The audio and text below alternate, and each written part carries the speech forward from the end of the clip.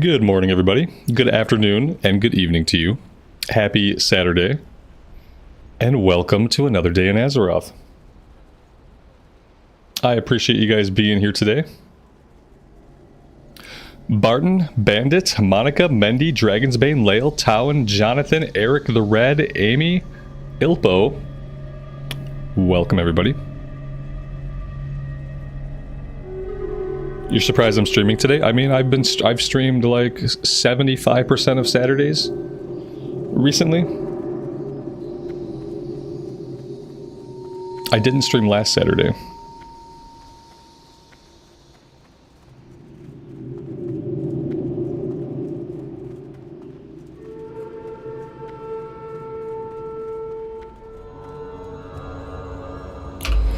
Alright, so obviously today we are starting off in Silithus. We have a bunch of quests we can work on. You might notice I did a little bit of grinding off stream yesterday evening. I had a little bit of time. So I just killed stuff in the Eastern Plaguelands, the same stuff we'd been grinding for like 2 days. And yeah, I got 5 bubbles into the level, so that'll give us a little bit of an edge going into Silithus. I've emptied out the inventory like decently well, and I've stocked up on the enriched mana biscuits that we were buying from the Eastern Plaguelands. So we have 289 of those, and I'm hoping that 289 biscuits will get us where we need to be, you know? I'm hoping I don't have to buy any more food or water on this character. Let's just hope we can get there. We didn't level up Argent Rep, we're still friendly.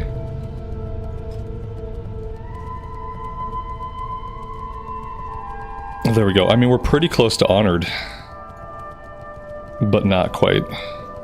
I'm gonna not run through all those Scorpions. And then I guess in Silithus we're working on Cenarian Circle Rep. I don't know if we need that or if we care about it at all. But that is what is going on in this zone. So right now I'm tracking a Cenarian Circle Rep. Was there anything to train? Yeah, there's stuff to train, but like none of it matters. Like Flash of Light, I'm not using. Seal of Righteousness, I'm not using. Seal of Wisdom, I'm not using. There was nothing to train that I cared about, so I haven't even bothered with it. And then, of course, there's all the level 60 stuff. Alright, we should have room in the quest log to take basically everything we want. Humble Offering. Be careful. Ishnu Allah, human. That's the first time I've ever seen it typed out. Ishnu Allah. Show me proof of the demise of a Lord of the Abyssal Council, and I shall reward you with an item that should aid you in your battles against the Karaji. Okay. Ooh, wait, is this like an elite quest? I don't know what this is. 10 stam, 19 nature resist. A Shah fell out. It doesn't say dungeon or elite. Oh, look at this though. We need the item, but we also need honored? Is that...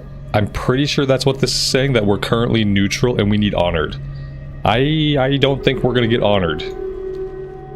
I feel like Honored would require a lot of farming. If we didn't even hit Honored with the Argent Dawn, we're probably not going to hit Honored with these guys. Hello. Desert Recipe.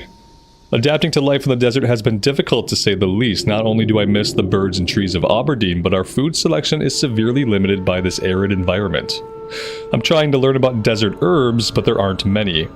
I've seen Twilight's hammer groups from the camp west of here hunt sandworms for food. Sandworm meat is so bitter though, I can't imagine how they make it palatable. Keep your eyes open if you go to their camp and let me know if you learn anything. We have to learn how to properly cook the sandworms. Very important when you're dying in a desert. Farewell. Alright. A couple of these guys have quests that we can't grab yet. I don't know if that's maybe like a rep unlock or a level unlock.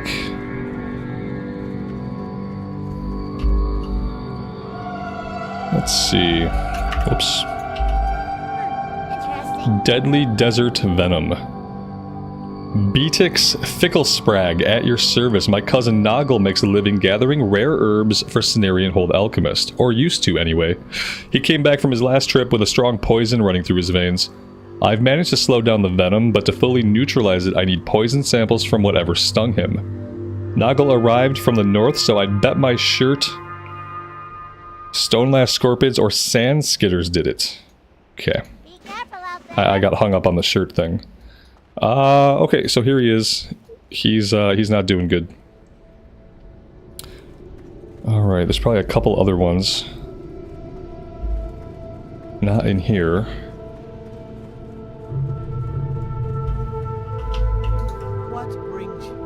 Securing supply lines. A Cenarian Hold is a location of utmost strategic importance. I'm convinced that while we hold it, our victory over the Silithus is guaranteed. Provided our influx of supplies can be maintained, that is. Desert worms have proven to be more of a threat to our supply caravan than even the Silithus themselves. Just this morning, a large shipment of marrow grain was ravaged by a group of dread strikers. I need you to thin their numbers to ensure our supplies aren't jeopardized. Winds be at your back.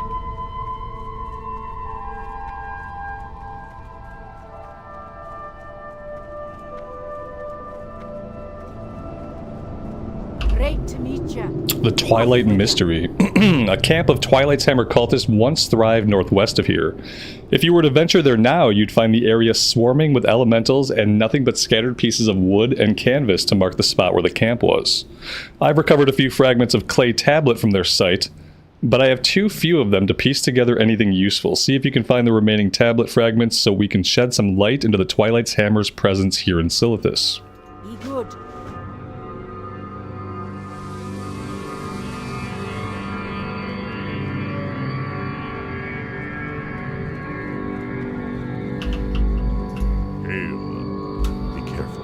And secret communication. Some of the Twilight's Hammer cultists carry around little papers with gibberish written on them. I want you to bring me a stack of them, Paladin. I can't figure out what that gibberish means, but that's not the point. These papers are how their different groups communicate secretly. The more text we take out of circulation, the less they can communicate. Goodbye. Okay, so we're like deleting their emails before they can read them. Got it.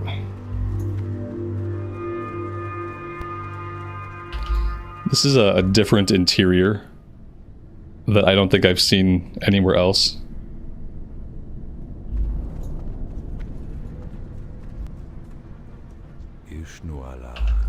Farewell. Dearest Natalia. My dear Natalia has gone missing. She's dead. Truth be told, she had been acting strangely. Oh, she's a cultist. For weeks leading up to her disappearance, I had caught her talking to herself when no one was around on more than one occasion. She was adamant that everything was okay and that she must be allowed to continue her research. She was last seen heading to Bronzebeard's camp to the south. My soldiers are spread too thin. I need you to go to Bronzebeard's camp and question those dwarves.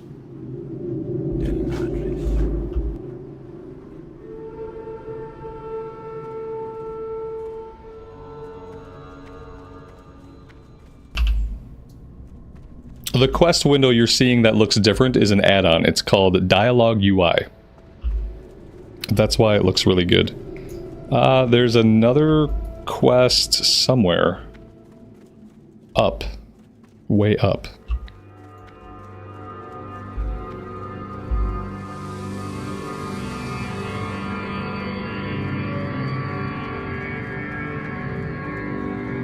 You got my attention. Report to Marshal Bluewall. Are you Marshal Bluewall's new recruit? Of course you are. What are you waiting for? Good soldiers are dying in the desert. Aren't you excited to join them? Now get going and don't dry out on the way. This dwarf is very rude and presumptuous.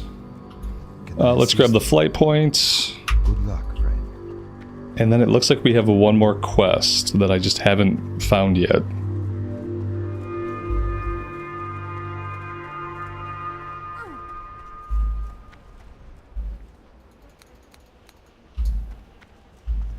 Maybe it's on the second story?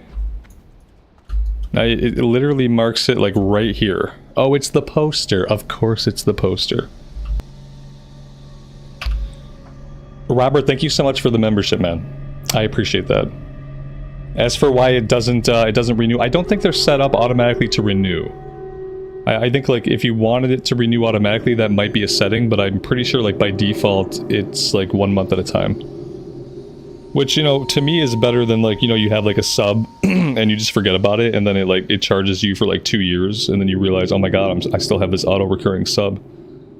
So in a way it's good. Wanted Death Clasp, the Terror of the Sands. The terrible Scorbid Death Clasp is believed to have retreated to the southern mountain range in the presence of increased Silithid activity. She presents a great threat to the patrols and expeditions in the southern regions. Individuals participating in her destruction will be remunerated handsomely. Inquire with Captain Vish Kozis at the top of the Cenarian Hold Watchtower regarding a reward. Okay. Alright, I'm pretty sure that's everything we can grab right now. And we could probably just head out in this direction. We can kill everything along the way. And then maybe work our way into this top corner here to get the tablet fragments. Alright, let's do that. I can stop reading and start pushing buttons.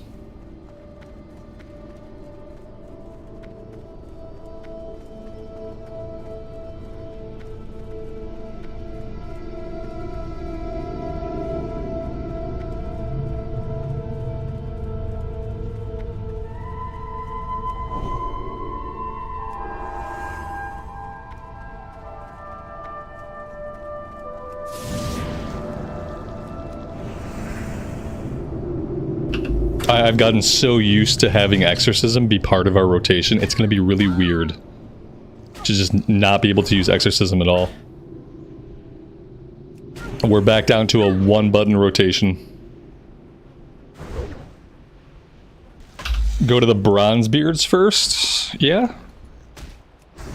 Just to like be optimal, or... Where are the Bronzebeards?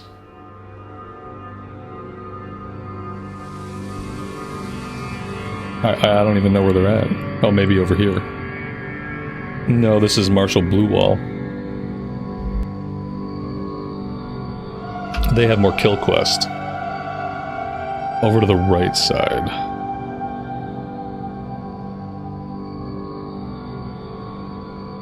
Maybe like down here somewhere? Yeah, I don't even see like where there would be a camp.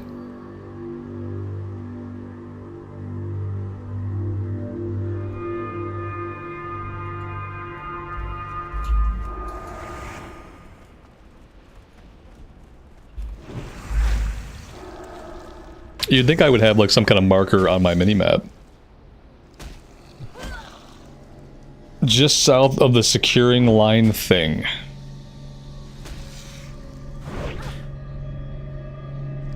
I have no idea. we're gonna have to use like actual landmarks. Like, where is it related to this horde icon? The little hut thing. It's this thing right here. All right. Let's go in that direction. I've never done a lot of the questing in Silithus. Like, I've done these initial kill quests. I've done some of the Twilight stuff. But I don't think I've ever been over to whatever this is. Oh god, there's elites. Why are there elites? If there's elites everywhere, that's going to be a little bit of a problem.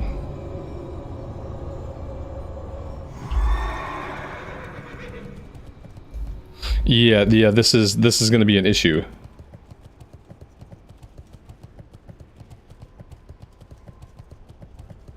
I could probably just run past them, but that's a bad habit. What levels does this zone cover? 55 to 60. So like some of the stuff is 55, a lot of it is level 60. It's typically the last place I go when I'm trying to get the 60 in the old world.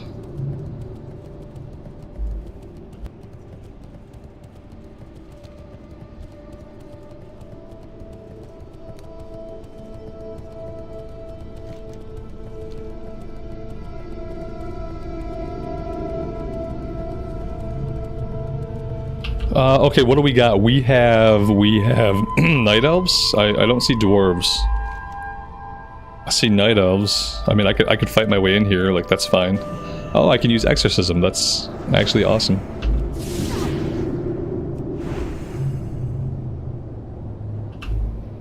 Yeah, I can count the amount of hours I've quested here, like, on both hands.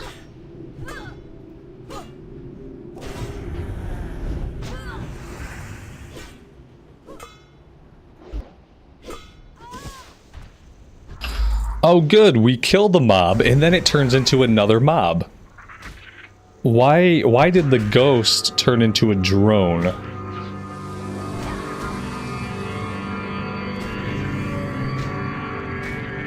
That's weird, right? That's not typical ghost behavior.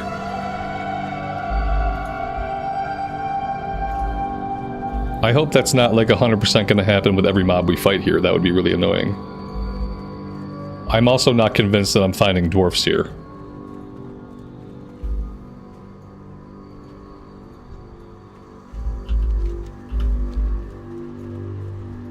Yeah, this looks like a dead elf hangout, not like a go question the Bronzebeards type of situation.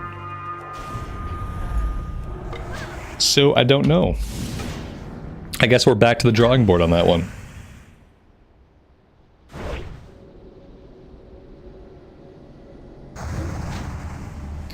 This is an elite quest anyway.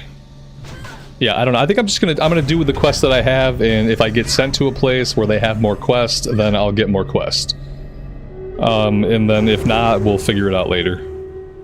But yeah, I want to be like fighting stuff, but I want to also be like progressing quests. And this is not going to be helping me do that right now.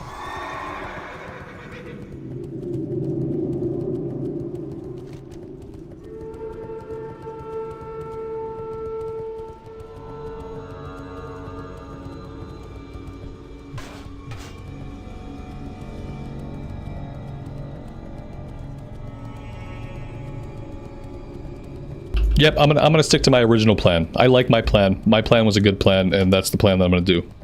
I'm gonna head this way, back into this area. I'm gonna circle around. I'm gonna get the encrypted text, and then we're gonna turn all that in, and then we're gonna see whatever's next. And like I said, if I get sent somewhere where there's more quests, we'll just do those later. Like, it's not a big deal.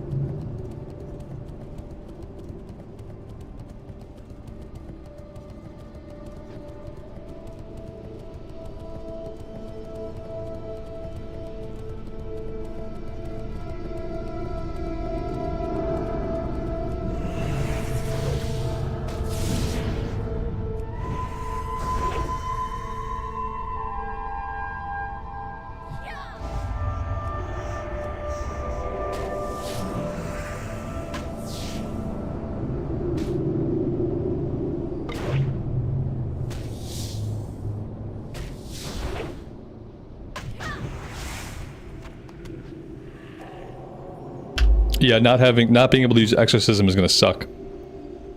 It's going to make this last level incredibly painful.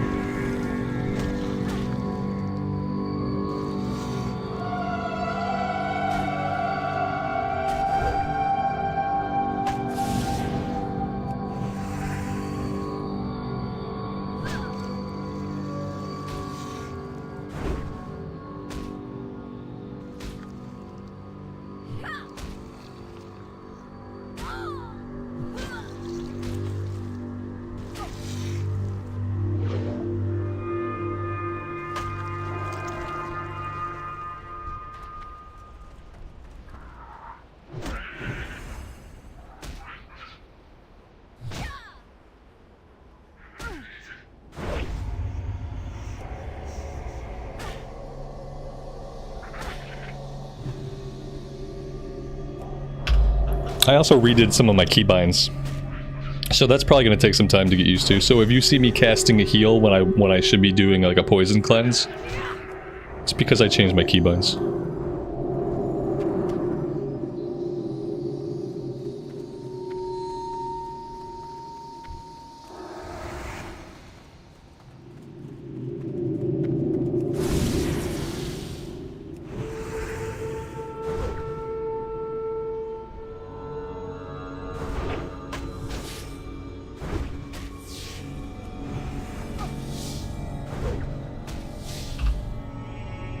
Yeah, you're fine. We'll find it. We'll either find it eventually or we won't. I'm sure we'll stumble across it at some point if anything takes us out in that direction, you know? Or maybe once I clear up some of the other quests, maybe I'll see a marker on my map that I'm not noticing right now. It's hard to notice all the different quest markers when the map is so full of them.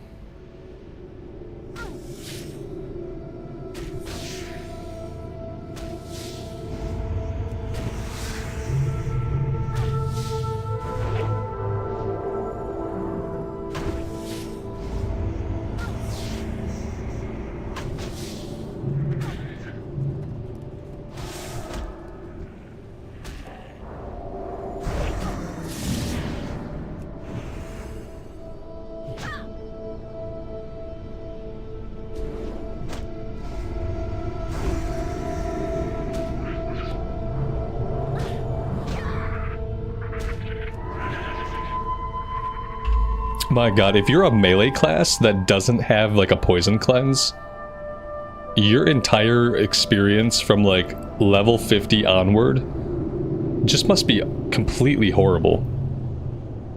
From the moment you step into Ungoro Crater, there is stuff constantly poisoning you, giving you diseases. And like, if you're getting hit by that stuff and you don't have a way to take care of it, it's almost like unevenly brutal on melee classes that don't have a cleanse.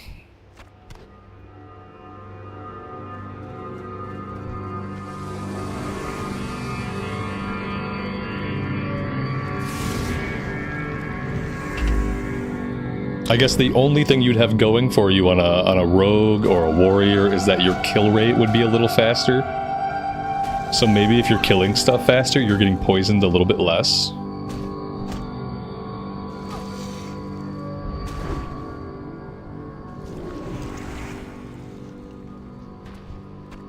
Yeah, everywhere after Ungoro Crater. So like, it starts in Ungoro, it continues in the eastern and western Plaguelands, it continues into Silithus. The only place that's like a little bit of a reprieve at endgame is Winterspring. I feel like there aren't too many mobs in Winterspring that poison you. But that place is like the only reprieve.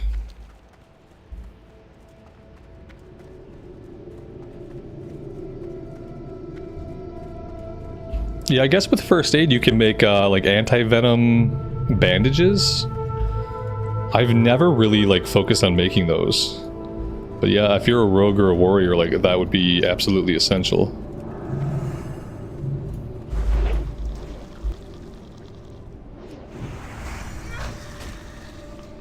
We'll have to remember that for when we level up the rogue.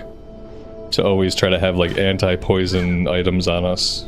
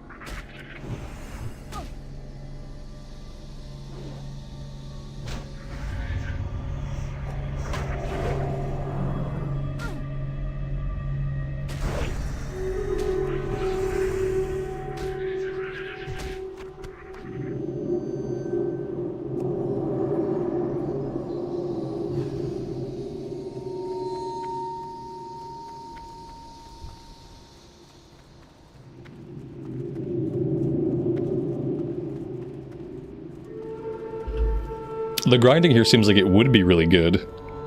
Except that I got spoiled in the Plaguelands for like 15 hours. And now, like, I have muscle memory to use Exorcism on cooldown. And now it's like one of my buttons has been deleted from the game. It feels pretty bad. Part of me wishes I'd have tried to come here first and do some of these quests before I did all the grinding in the Plaguelands. Because yeah, now that I can't push Exorcism, not only am I doing a lot less DPS, I just don't have any buttons to push. Which now feels weird.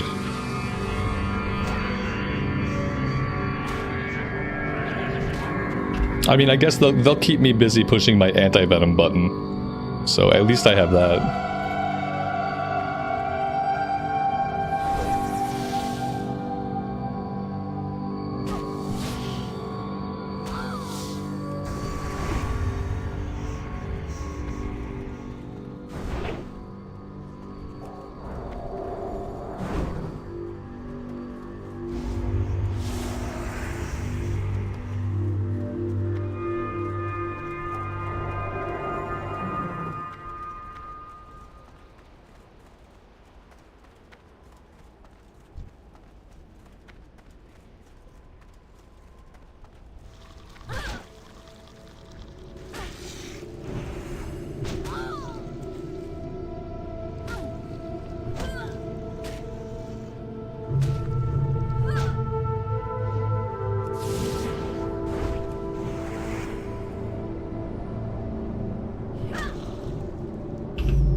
It seems like in the high-level zones, things like ore and herbs become less common. I think it probably varies depending on the zone. Also, sometimes like especially with ore, like it's usually in very specific places. In this zone, we would probably only find ore like along the outer perimeter, because there just aren't any like rocky outcroppings. Whatever these formations are, I'm not sure that they're like natural. So I'm not even sure if we would find ore like around these little jagged rock things.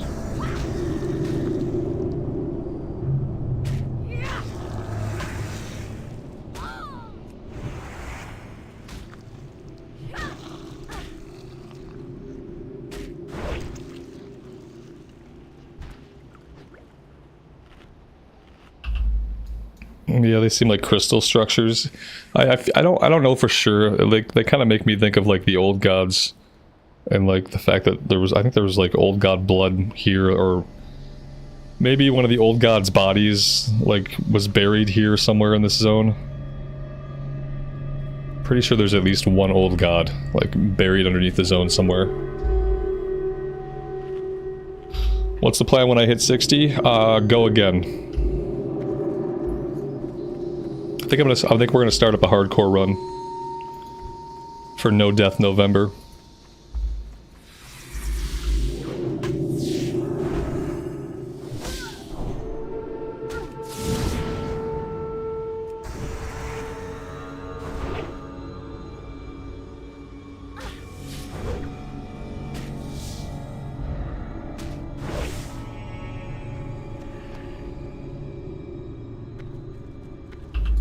Yeah, Silithus does a really good job of like presenting itself as this really inhospitable, really alien zone, really dangerous, and it kind of like, it fulfills on that too.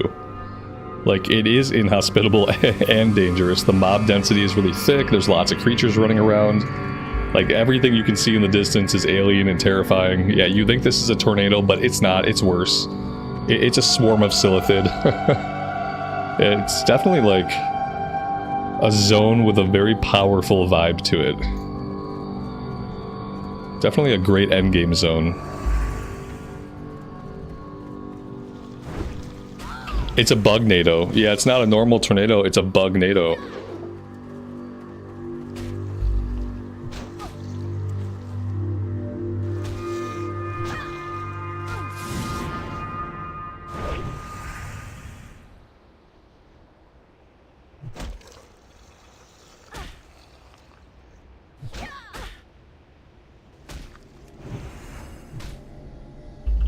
Please go to it.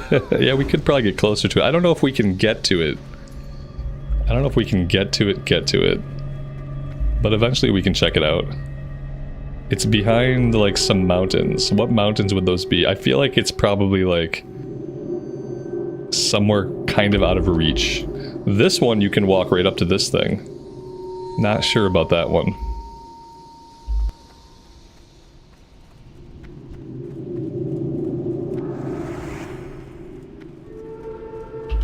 We're gonna be here till level 60. And that's gonna take a lot of time, so we'll have time to explore.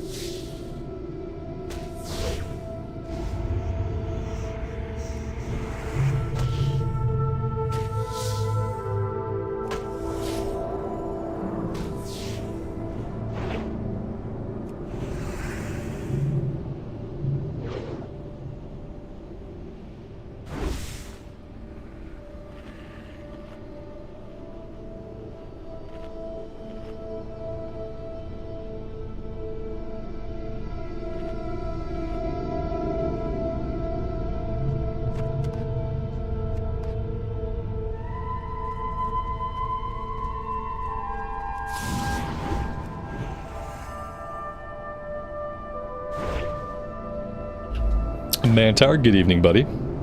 Admiral's Arms, thank you so much for the $5 super chat, man. That is very kind of you. Thank you for being here. I appreciate it.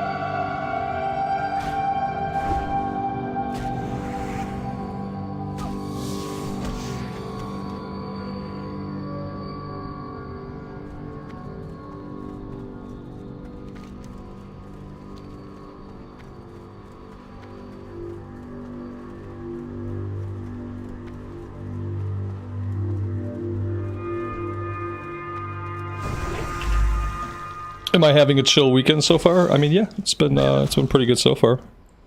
Kind of like intentionally had a later start today. Slept in a little bit. Took my dog for a walk. Got a workout in.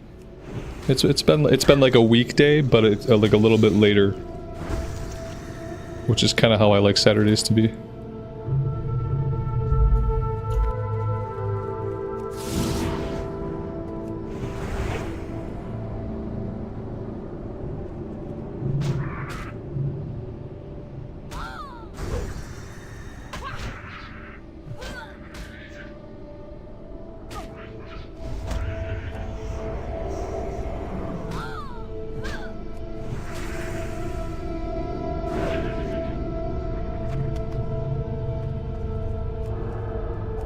Yeah, I'm the kind of person, like, I really like sleeping in, but I also feel tremendous guilt about sleeping in. So it's always a balancing act. Like, how late do I sleep in? What am I going to feel okay with? And it's never really consistent. Today was good, though. Today I got up at the right time. I'm getting better at waking up and then like going right into like activities, like going right into my walk, as opposed to like lollygagging for like an hour and then doing the walk and then lollygagging some more and then doing my workout. I've gotten better at like waking up, having a protein shake, drinking a little bit of coffee, and going right into whatever I'm gonna do. Typically that's going for a walk, like first thing, and then going right from the work, going right into my workout. So it's like wake up, protein shake, walk, workout. And then that typically feels good regardless of when I wake up. Because then it's like I've gotten a lot of stuff done right away.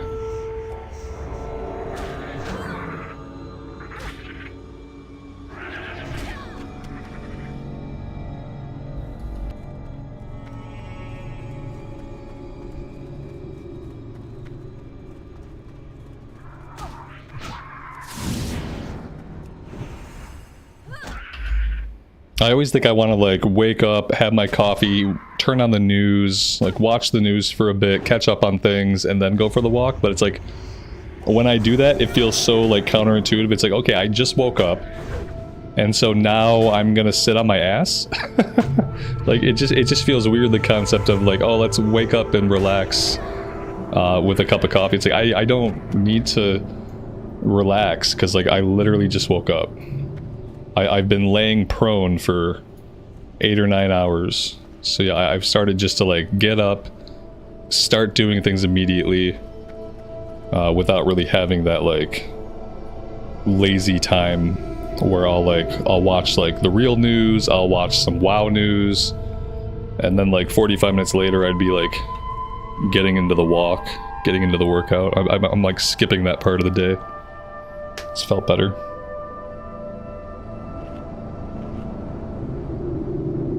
Karen, good evening to you. Welcome to the stream. You're getting burned out on retail? Yeah, see, I burned myself out on retail during the pre-patch. I just didn't know it. It took me a month to realize it. So I totally I feel your pain. I think it's really easy to get burned out on retail and not know it until it's like way too late.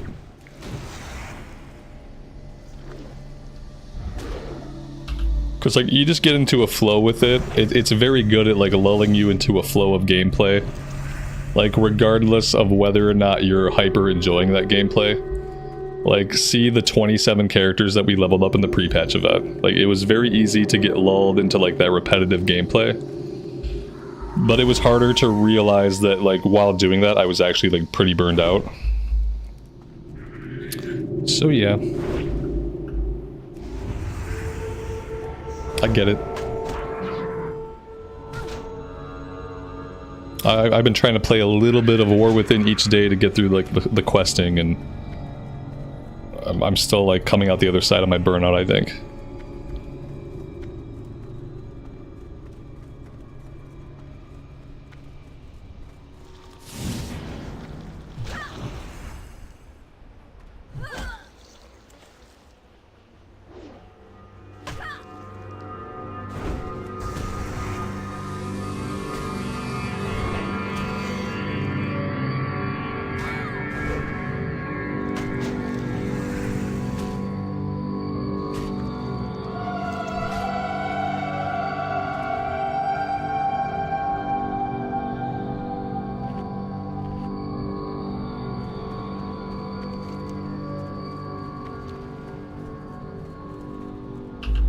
Alright, let's head back this way and see how involved it's going to be to get the 8 Twilight Fragments.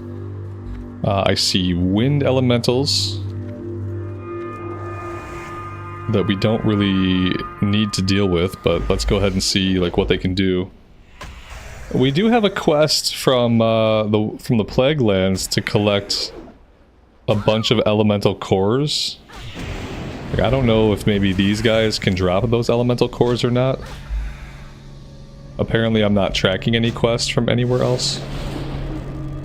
Yeah, core of elements. Let's see if this guy drops one.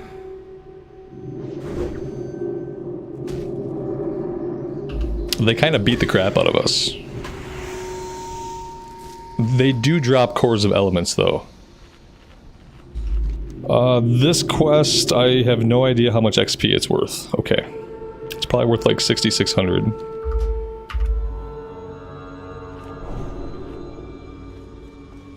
I'm not gonna like focus on these guys, but if we come across them, I'll probably fight them. And eventually maybe we can go turn that quest in.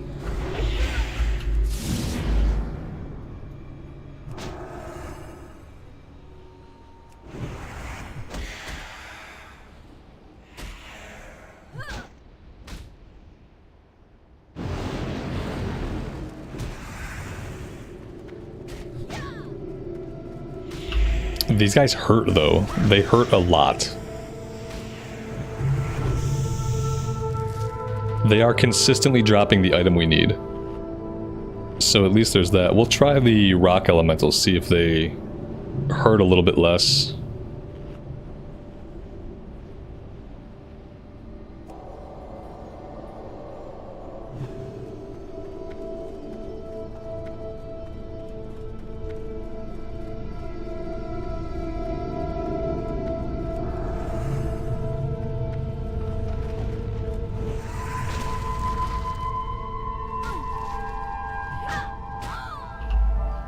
Oh, this area like looks a little bit different. There's like a different atmospheric effect and like a slightly different skybox here.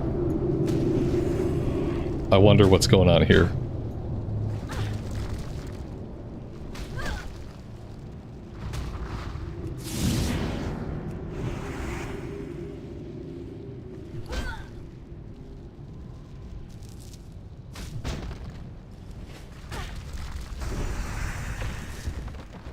Okay, that guy didn't hurt as much, but he did not drop an item. So I don't know if that means that they're not going to drop items or that they just have a chance to drop. Well, let's fight another one. It'd be nice if they could drop it. There's a lot more of the rock elementals than the wind elementals back here, at least.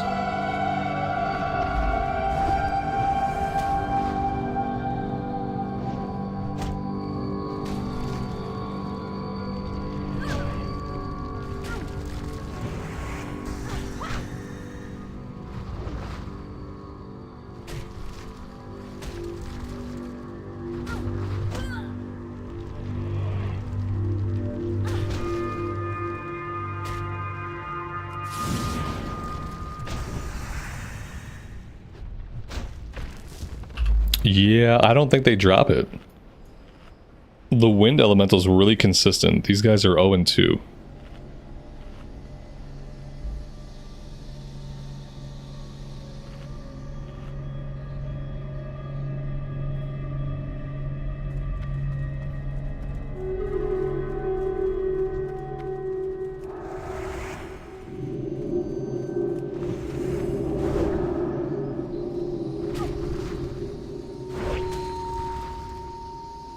Am I gonna raid on this character? Probably not.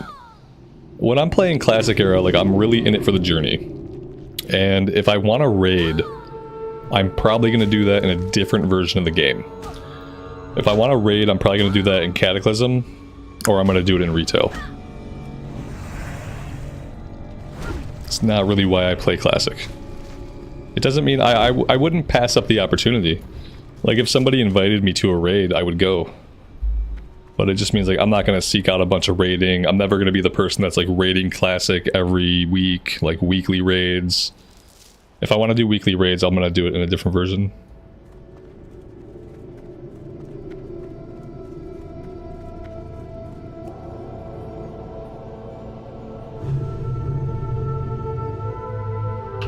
Like, raiding was basically all I did with this game in my 20s. You know, I had my main character, I maybe had one alt, and basically all I did was I would raid log.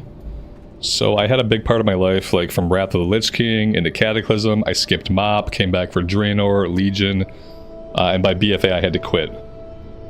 So I had a pretty big time in my life where I raided, like 3 days a week we raided. And it was a lot of fun. And I often think, like, maybe I'm done with that. I had a great guild. We all got to know each other over, like, the years, you know? Never really had any drama. And I just have never really... I've never felt the need to try to, like, recreate that.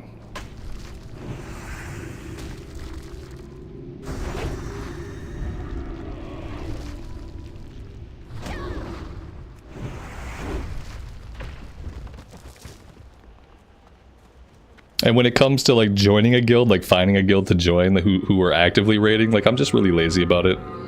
I don't feel like a great ambition to try to, like, ingratiate myself to a guild, explain what I do, get a raid spot, be there every week. Like, I just don't know if I have, like, time for that in my life. Look to this ravaged field and know the power that the elements hold, human. What do you know of it? I know much. Listen and be educated, human. I'm listening. In the time before time, what the usurpers would have called the first age of creation, my master and his siblings ruled over this world. It was they, the old gods, who created all.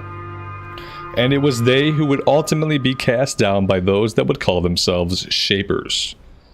Okay, so this is referencing the Black Empire. So yeah, technically the old gods were here first. And the Titans came upon Azeroth much later. And the Titans could sense that Azeroth had a world soul. But that Azeroth was infested with like the 5 old gods. Aman'Thul like reached down and ripped one of them from the planet. And that was what created, that wound created the Well of Eternity. So then they realized like, okay, we can't just rip all the old gods out of the planet. That's going to kill the planet. And so that's when the Titans made the Titan constructs. Like, they made the Keepers. And then the Keepers made more Titan constructs. And that's where the races of the dwarfs, the gnomes, men, that's where all of us come from. And the Keepers, they were able to fight the Black Empire without, like, destroying the entire planet. And that's a little bit of what this guy's talking about. Alright, let's see. Their manifest forms, weak from eons of battle, imprisoned beneath the world that they created themselves. See, that part's not true. Like, they didn't create the world. They found the world and burrowed into it. The corruption of the Titan Shapers would permeate through the surface and befoul the old gods. It was then and there that the brothers did turn. For 5 millennia, a battle was fought at the core of this world. A battle? It was during the elemental sundering that the Fire Lord Ragnaros would seek to consume my Lord Thundarin. Oh, that's right, that's right. So, like, the Black Empire was originally at war with the elemental spirits. And so it was like elemental spirits fighting the Black Empire, and I feel like the Titans came after that. But now I have to reread Chronicle 1. Let's see. Speak his name and I shall decorate this ravaged camp with your entrails. Be silent and listen. Okay, okay.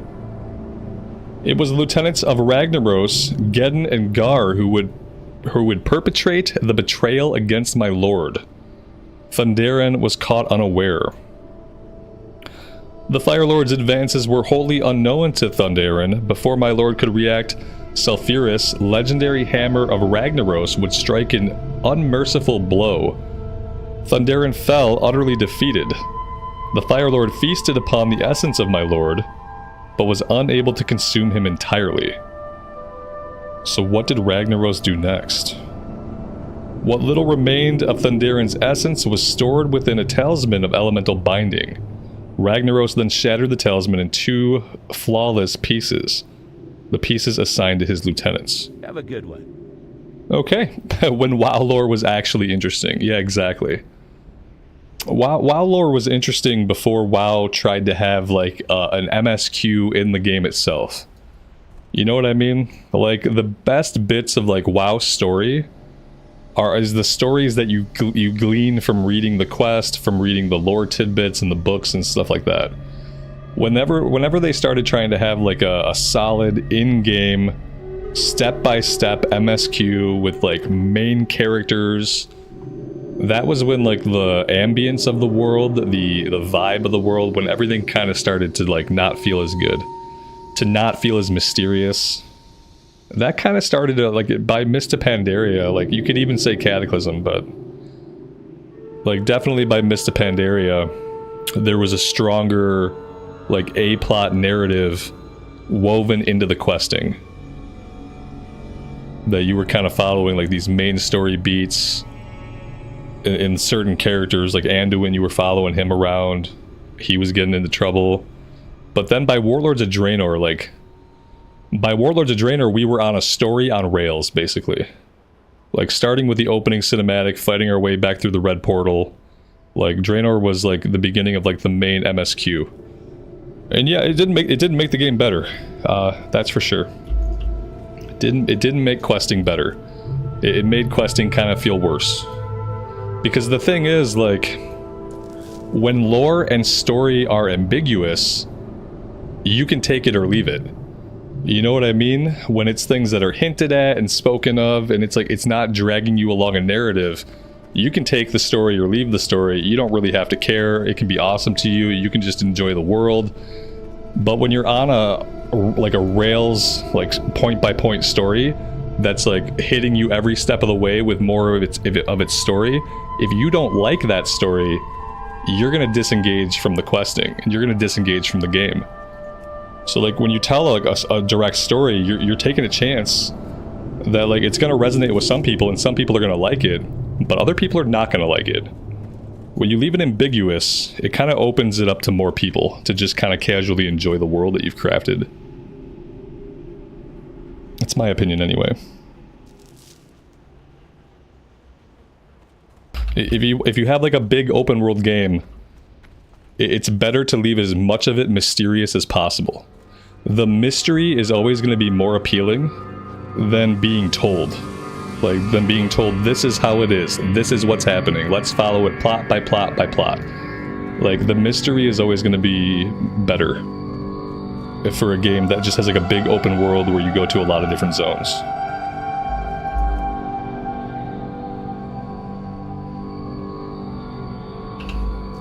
That's why all the Cataclysm remake zones are worse than the originals.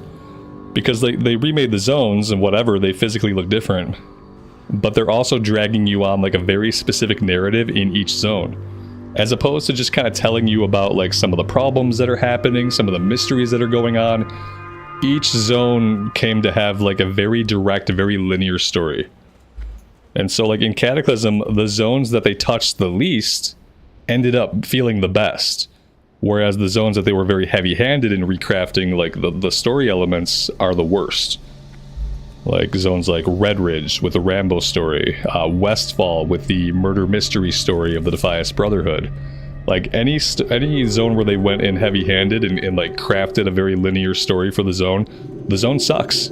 It got much worse than the classic counterpart.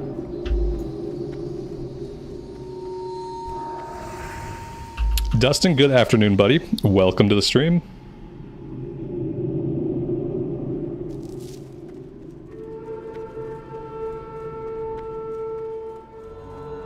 And it makes it less replayable. Exactly. That's a good point. Yeah, when you play through a linear story, especially if it's a mid story that's like not very good, like you don't really feel the desire to do that again. Whereas if it's like a zone like Westfall, like, oh man, I love just hanging out in classic Westfall. It feels good every single time I go there. Like Red Ridge feels good every single time I go there. And so like, it's not like how the zone feels. The fact that I like the zone is not tied to the story. It's not tied to any of like the plot elements that are happening there. It's literally tied to the vibe, the visuals, the music, the skybox, like the overall ambience. Like the ambience is just really good. And I don't have to worry about like a story mucking it up. And then like by Cataclysm, look, now there's a mid story, you don't really like it, okay, now you hate the zone. Now you take a zone that was your favorite zone and it becomes your least favorite. Because you have to play CSI Westfall, and you don't really like that.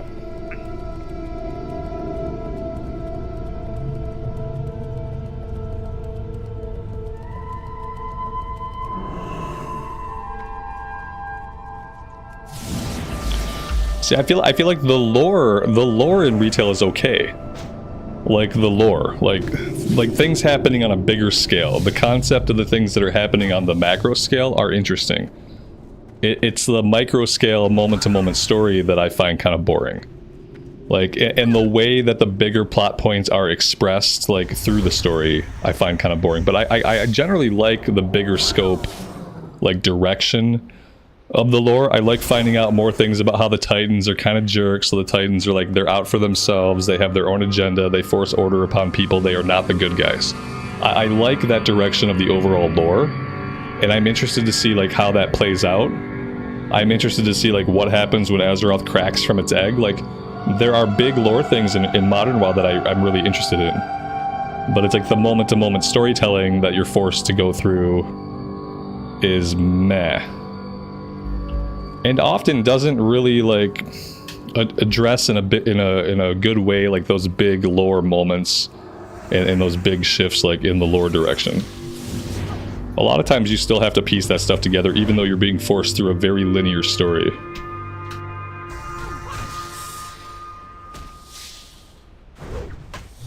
Am I going to be Ret forever? Ret for life. Yeah. That's what they say.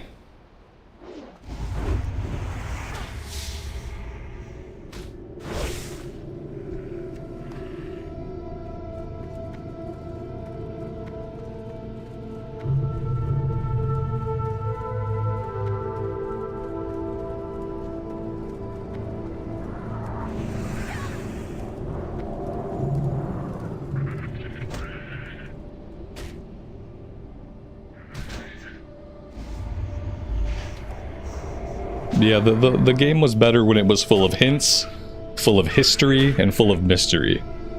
They need to bring back hints, history, and mystery as a way to propel the character on their journey. And like, and just like, I would love to see, even if it was just a patch zone, that kind of tried to take that approach. Like in Modern WoW, even if it was like a patch zone where like, okay, there's not a direct narrative here. This is a place that we're discovering. We don't know much about it, and we're going to try to like hint at things and allow for exploration and kind of a sense of mystery. It'd be nice to see them like try that approach again in Modern WoW, even if it was just like experimentally in one zone. Because I think they would find that players would really enjoy that.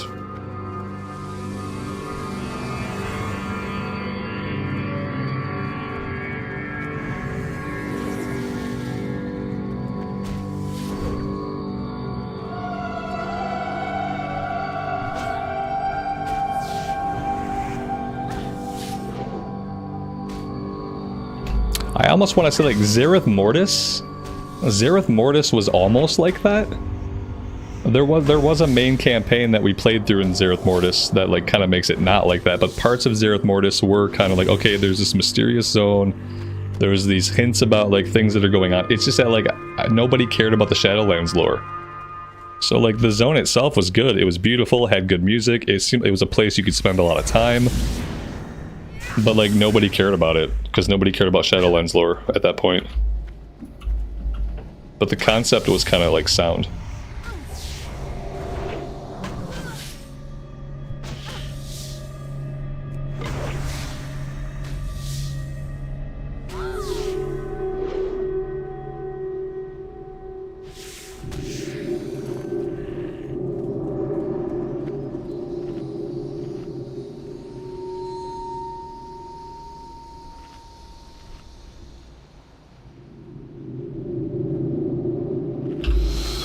They could do a world reset. They should take us to a different timeline after the World Soul Saga.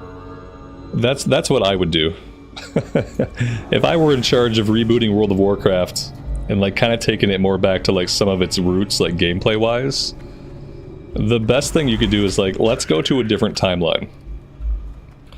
Let's go to a timeline where maybe there was no Titan interference.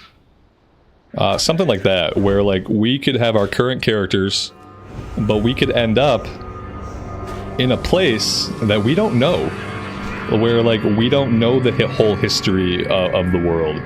We don't know the lore. We don't know the powerful entities. Like we don't even know like the races, their cultures, how they've developed, like where the cities are at. Like that's what I would do. I would take us into a different timeline.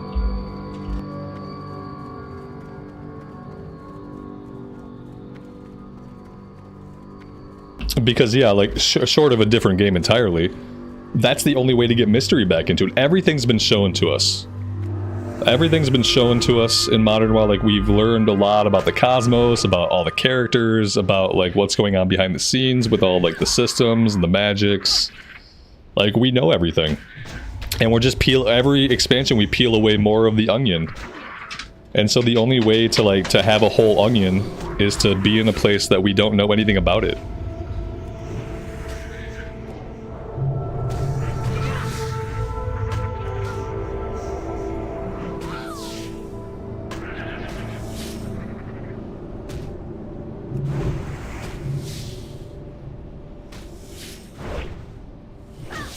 But yeah, will they do anything like that?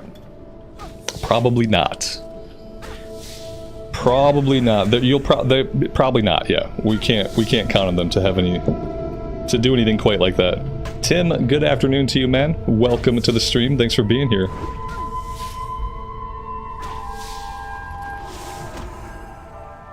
Jeffrey, I'm doing well. Thanks for checking out the stream.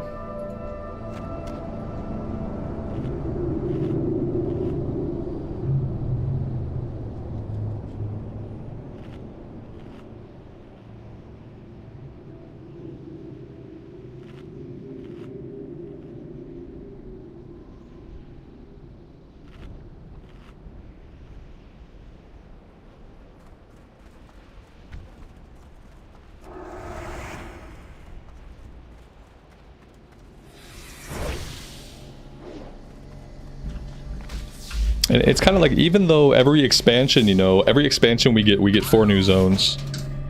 It's like, even when we get 4 new zones, it doesn't ever feel like mysterious or unknown. It doesn't really ever feel like anything new. It just feels like 4 more zones of what we already know. Just because we know so much. Like, going into an expansion, we always know so much. So much has been explained about the lore and the races that exist there and all that stuff. Like, none of it ever really feels like mysterious or unknown. But I do think a lot of that, like, lack of feeling of mystery is because we're being dragged along by an A plot. And often by, like, several B plots. And, like, those things don't really allow you to, like, develop your own sense of, like, curiosity. You're never developing your own sense of curiosity about the world or about the zones because you're being told everything that's going on.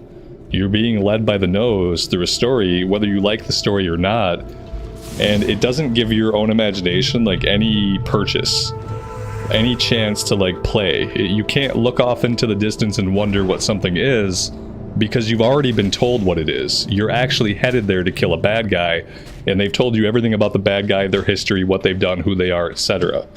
So, like, yeah, I think that's, like, a big part of it. Like, you can keep putting new zones in the game, but they don't capture any kind of sense of mystery or wonder, because you're telling us way too much just by the very nature of having a main story.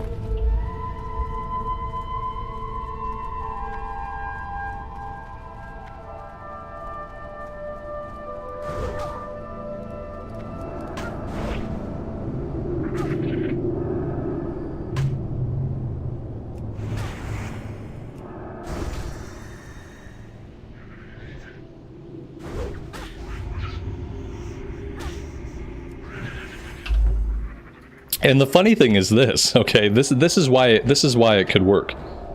Blizzard has data that they look at that tells them that players don't care about their story. That's why the story in the War Within was much shorter than other MSQs in previous expansions. Because they're literally looking at data that's telling them, hey, people don't really care about this. You would think that would be like an incentive to go back to doing things more how they used to. And, like, maybe not forcing a big story down your throat, but by having zones that have, like, things going on in them. And then by doing whatever quest happened to exist in the zone, you start to learn about the zone, the major players, the mysteries, the problems. Maybe they will eventually get back to that. They kind of took a step towards that with the War Within, with how short the main story is, and then by how many side quests there actually are. So it maybe one day they'll figure out how to, like, recapture that mystery. I don't know.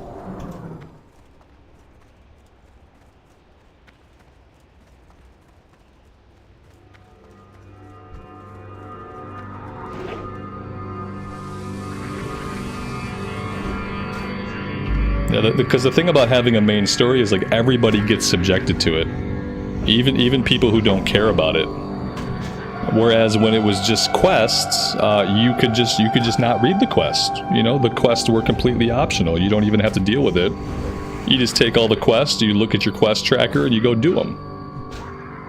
But if you are a person who cares about the lore and the stories, then you can read the quest, and now look, you're getting more out of it, while someone who doesn't care about those things is not having any of it forced on them. They just get to play the game that looks amazing, feels amazing, that they enjoy pushing the buttons. They just get to run around gorgeous zones doing stuff, even if they never understand exactly why they're doing the stuff. And I feel like that's a better model for a game like this than trying to force like a big A-plot narrative down everybody's throats all at once.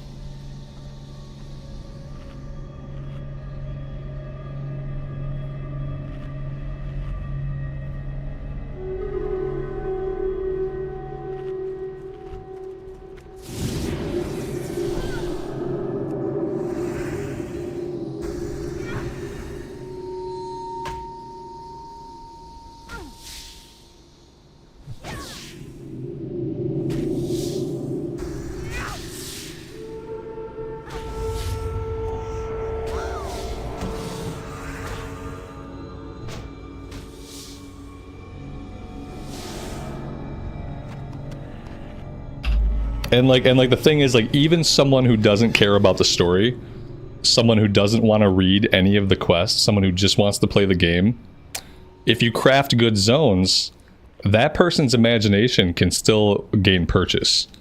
Even if they're a person that they think like, I don't care about the story, you know, stories are for nerds, like even that kind of person, if you just give them the canvas to play the game and you don't force anything on them, even their imagination will start to take hold. And then they'll have whatever experience that they want to have. I think that a concept of like allowing a player's imagination to actually do work, I feel like that's really important for someone getting immersed and like forming a connection to the game world.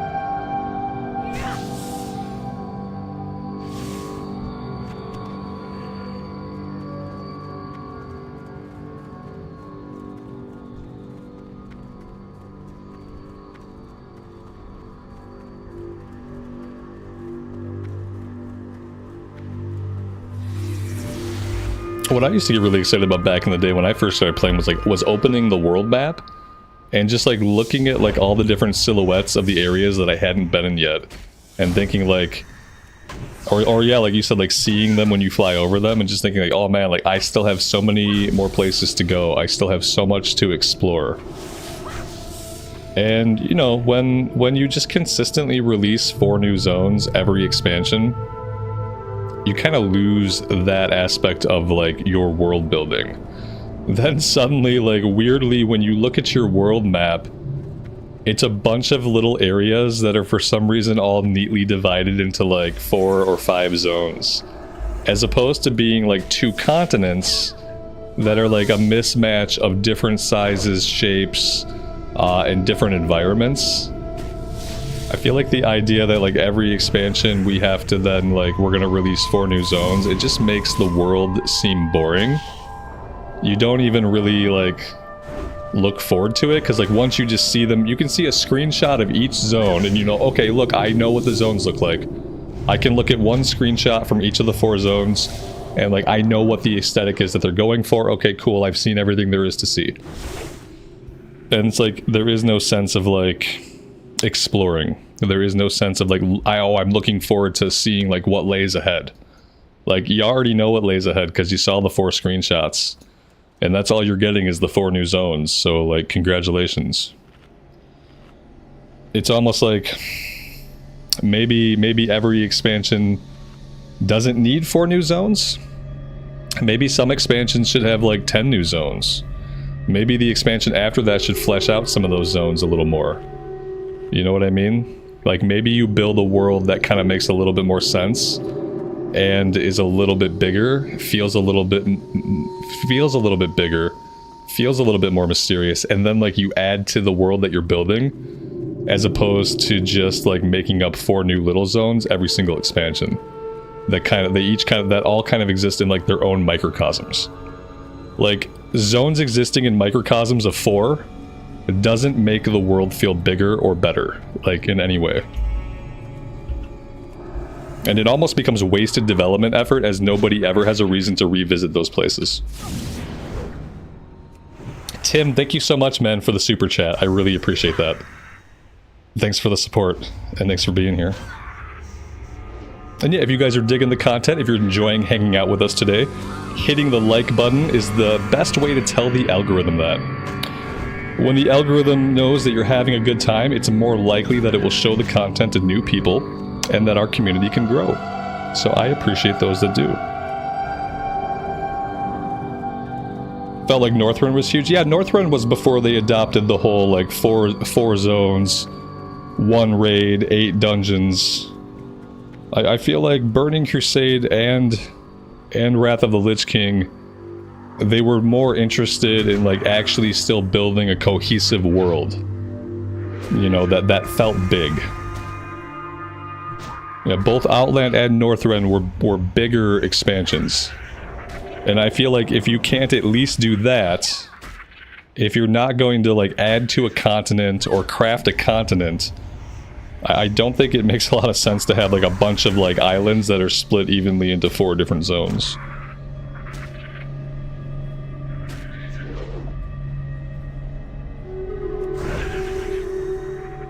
Buffalo Bill, good afternoon to you. Welcome to the stream and thanks for being here.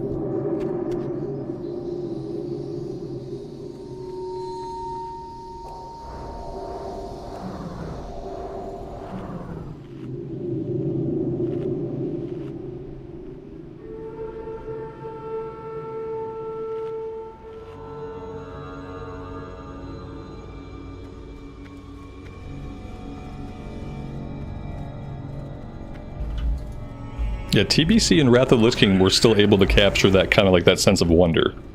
You know, like the first time you step into Hellfire Peninsula and you look up at the skybox. The first time you go into Nagrand and you see Nagrand for the first time as compared to like what all the other zones looked like. Same thing kind of like for going into Grizzly Hills for the first time. And then I feel like after Wrath, like that didn't really happen. Like zones would look cool, like, oh, you're like, oh, cool looking zone, cool looking zone.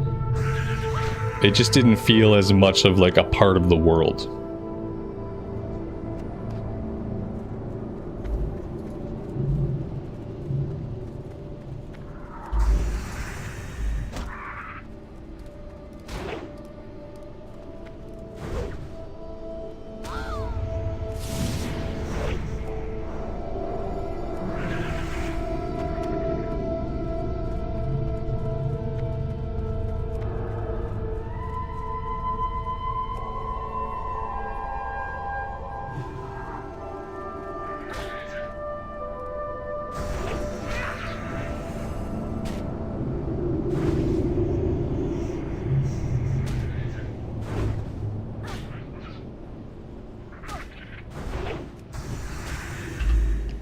I actually feel like it might have been Shadowlands that cemented that, like, 4 zones.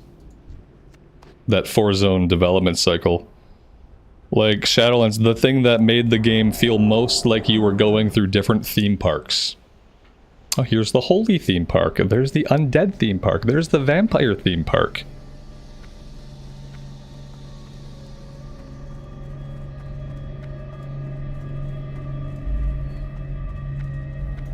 BFA still tried to have its zones like take place in the world a little bit, but yeah, definitely like Shadowlands leading into Dragonflight, leading into the War Within. It's just like, okay, here are 4 new zones. They each have a different theme. That's it.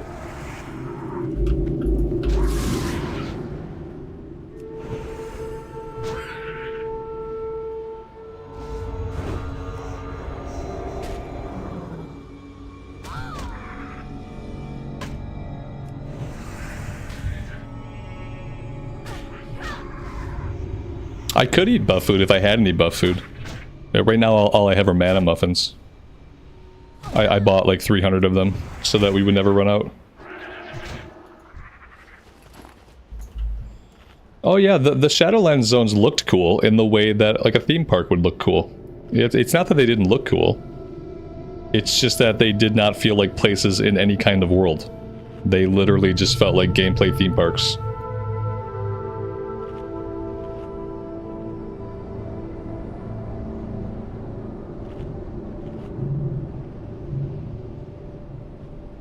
In Classic, you play the game. In Retail, the game plays you. That's simplistic, but I like it. It just sounds funny. In Classic, you play the game. In Retail, the game plays you.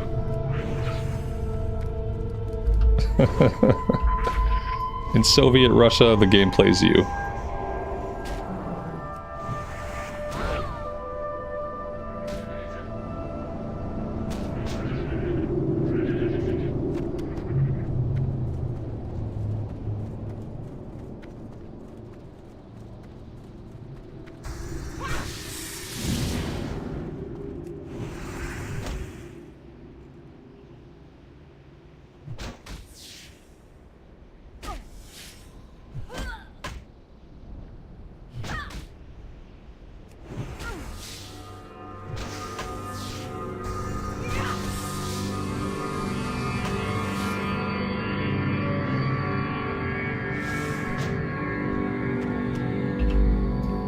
I mean, that could make a difference. Outland and Northrend were part of the original zones, whereas everything else was something they had to make up. Yeah, like maybe once you're out of like stuff from the lore, you have to like start making stuff. Maybe it just starts to feel worse, and then maybe that's when you have to start adopting like a very simple formula of like, okay, how many zones are we going to make per expansion? Okay, we're going to make 4 zones every expansion, as opposed to saying like, okay, we have to make Northrend. What do we know about Northrend? And like what parts of Northrend do we need to put into the game to make it diverse and like visually fun? It's like when you have like a thing that you have to make a thing that kind of already exists in some way, like you probably end up making it a little bit differently than if you have to build something from the ground up. Because when you build it from the ground up, you can make decisions like outside of the scope of like true creation, where you can limit yourself and limit the scope of creativity. And definitely by Shadowlands, I feel like the scope of creativity was very limited. It's like, okay, we're going to make a new place. It's going to be split into 4 zones. The 4 zones need to look very visually different. We need to have different color palettes for each zone to distinctify them. And then everything gets very, like, very orderly. And, like, when things are too orderly, they don't quite feel natural.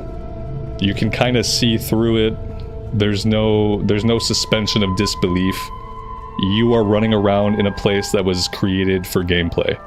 You're not running around in a place that was created where gameplay got added to it. You're running around in a place that was specifically made so the gameplay could happen, so you can be done with the gameplay so you can move on to other things.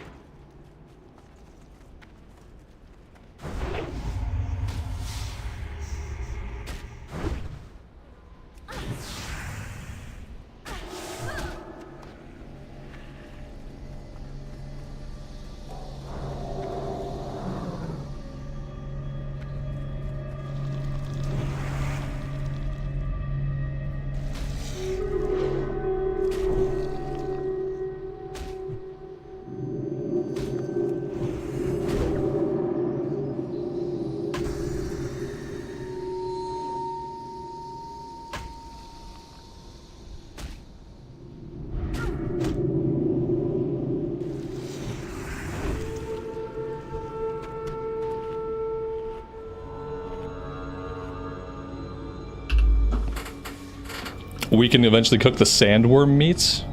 Yeah, I think we're doing the cooking quest, so maybe we get that after we complete the cooking quest. Maybe we get it from Rep.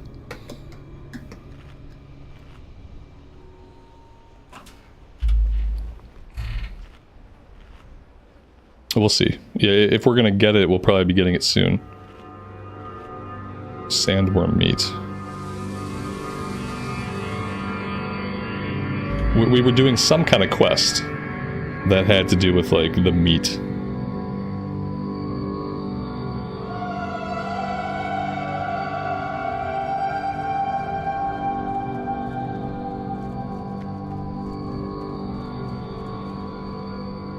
We need sand skitter fangs. Sand skitters are the tarantulas.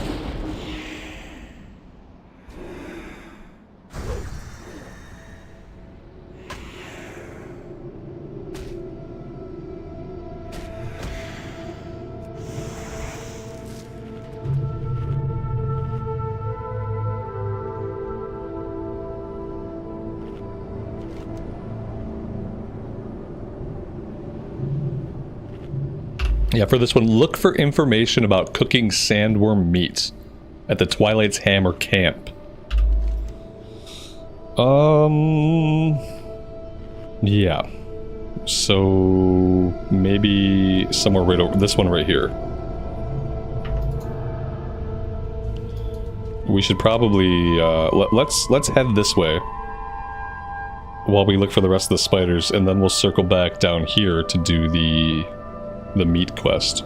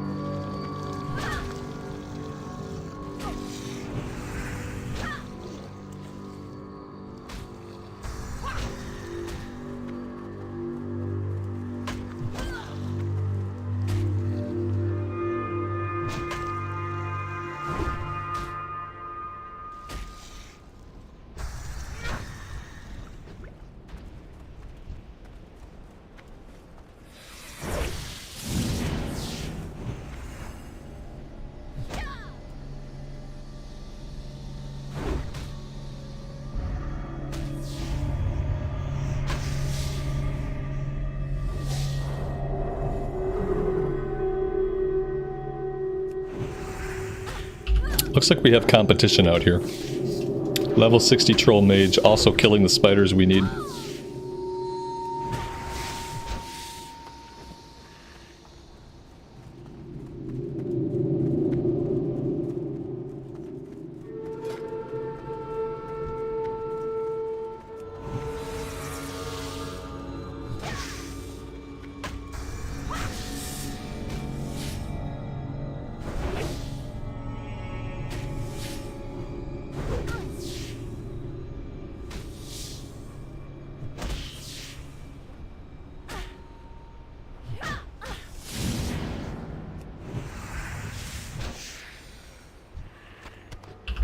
You like this zone better than Plaguelands?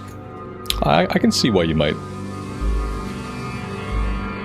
The Plaguelands, you know, it gets a little depressing after a while. I think this time I was okay with spending as much time as I did there because, you know, it's autumn, it's almost Halloween time. And so for me, it felt very seasonally appropriate. And that's why I kind of like, I think I enjoyed spending time there more because of that. Whereas like another time, like a different time of year, I might have been like hotter to leave. We might have spent more time in Winter Spring had it not been October.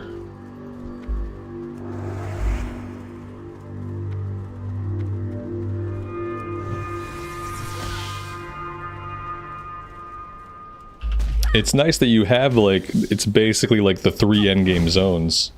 The Plaguelands, Winter Spring, and Silithus. And they all look very different.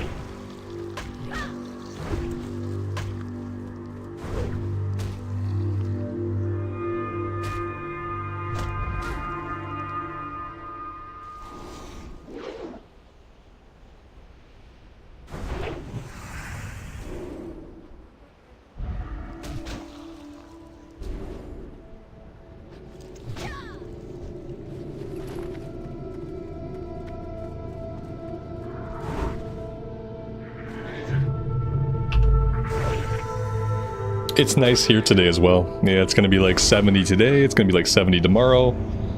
Then it's gonna cool off a little bit. It's crazy, I'm still going for my walks like in a tank top. And in Michigan, like it's hard to believe that I don't have to wear sweaters at all times at this point in October. It's very strange. But yeah, it's been okay. I'm still kind of worried that eventually a switch is going to flip and it's going to be like 34 degrees for a high instead of it being like 70 degrees for a high. But obviously so far it's been very mild.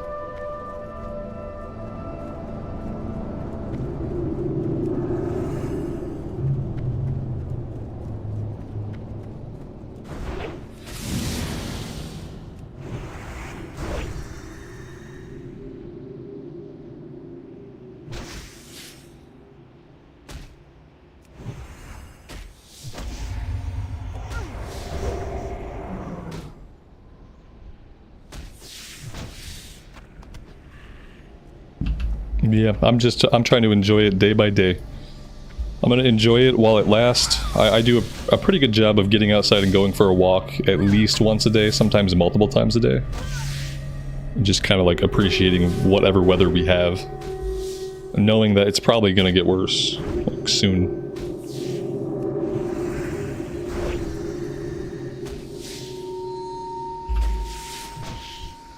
The worst part about Michigan is not necessarily that it gets cold and that it stays cold. It's just that it's like often when it gets cold and stays cold, the sun stops coming out. So not only is it cold, not only is the daylight kind of shorter, but you don't see the sun a lot. That's the part that really sucks. I don't mind the cold at all. For me, cold is very easy to deal with. But when it's when you wake up and it's dark, and then it's dark all day, and then you go to bed and it's dark, that's the part about being in Michigan that kind of sucks. Is for whatever reason, in the wintertime, we get a preponderance of cloud cover most of the season.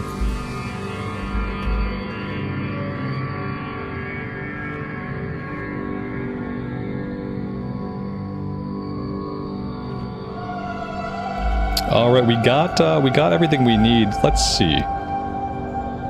Do we want to go turn these in and grab follow-ups? I think the follow-ups happen a little bit further to the south. All right, let's go back. Let's go back. We'll grab whatever follow-ups. That way, at least we know where the next rounds of mobs are at.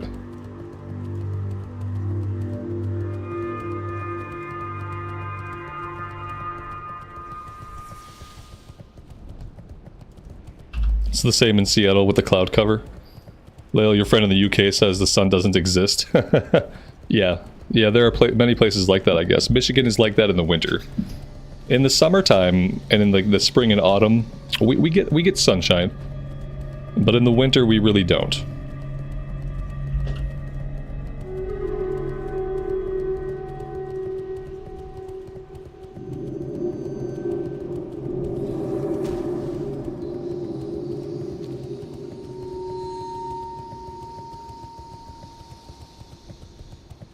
I wonder how much the Shadow Silk goes for. On this server, probably not a lot. On Whitemane, it probably would have sold for quite a bit. Things don't really sell for as much here on Mankrik. That's just kind of one of the sad realities. How are you? Watch your back. Welcome. Keep your feet on the ground. Let's see. There are rumors of a Twilight's Hammer member called Ortel having deserted his sect. Word has it he hid in the mountains south of Southwind Village, where he lives as a hermit. Perhaps you can enlist his help in deciphering the tablet. Take the restored tablet with you and seek out Ortel. Watch your back. Okay. I don't think I've ever done that one.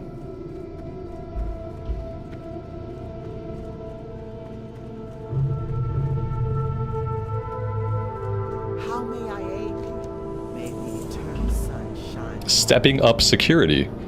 Your performance has been truly exemplary so far. Our supply lines are not completely safe yet, however. In the absence of Dread Stalkers, their larger southern cousins will surely move in to take their place in the north. You'll have to kill quite a few Dredge Crushers to keep them at bay, but we cannot leave the safety of our supply lines to chance. 20 Dredge Crushers. Ancestors watch over you.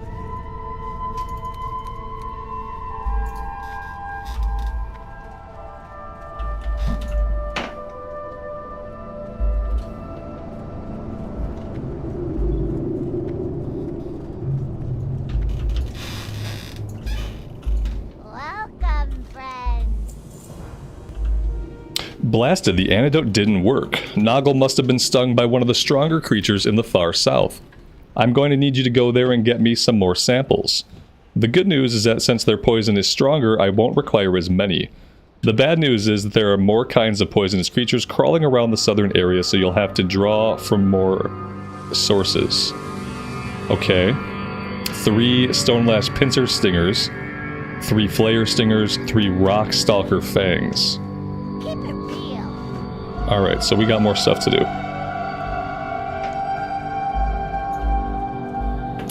Alright, I think I'm going to take a quick break. I want to refill my coffee. I might have to grab a quick snack. I know it's a little early. But it's Saturday, so Saturdays are always a little bit weird. But yeah, I'm going to take a break right here, and I'll be back in a few minutes. And then we will head, it looks like we're heading to the south. So yeah, very exciting. I will see you guys on the flip side.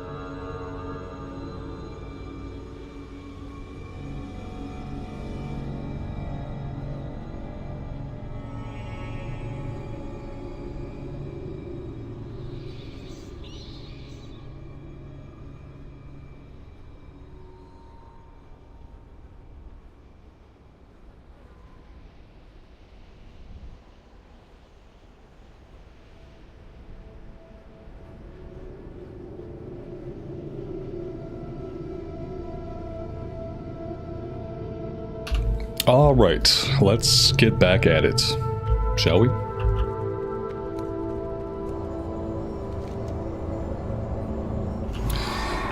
Maybe a vendor. Maybe a vendor would be a good idea. You're a blacksmith. What brings you here?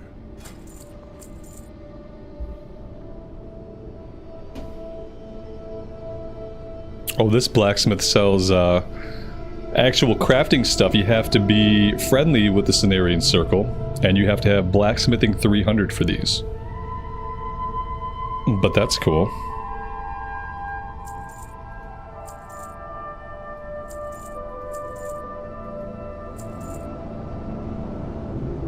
Ancestors watch over you.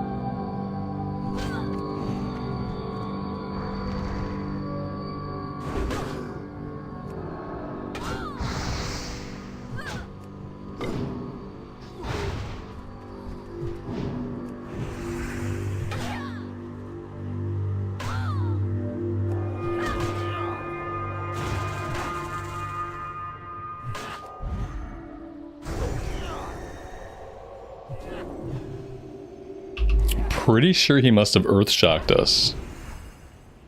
Because he did like a big crit damage and interrupted spellcasting. Twilight Geolords, the original dwarf shaman.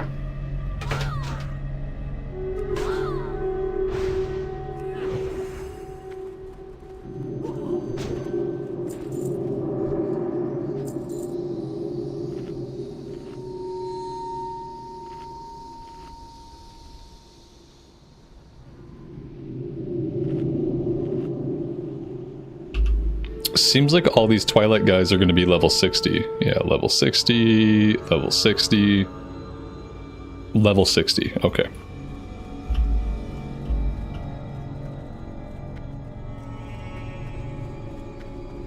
Oh, here we go. This one's level 58.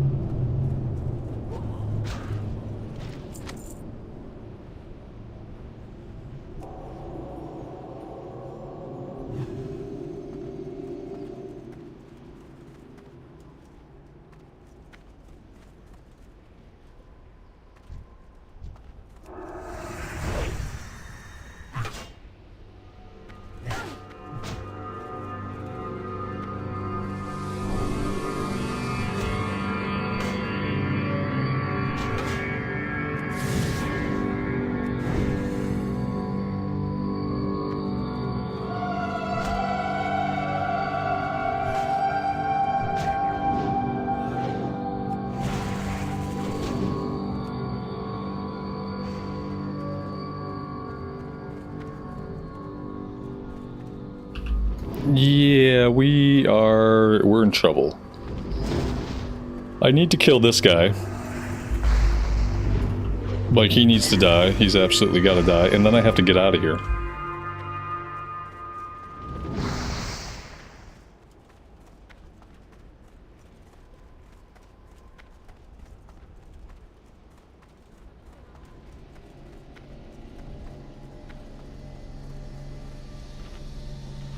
Alright, so this area is not going to be easy to deal with. We have to somehow get in here. We have an investigation ping. We have a turn-in. Somehow we have a quest turn-in up here somewhere. Like, it's not going to be easy to fight our way into the middle of all that. It might not even be possible. Lots of mobs, lots of patrols, lots of casters.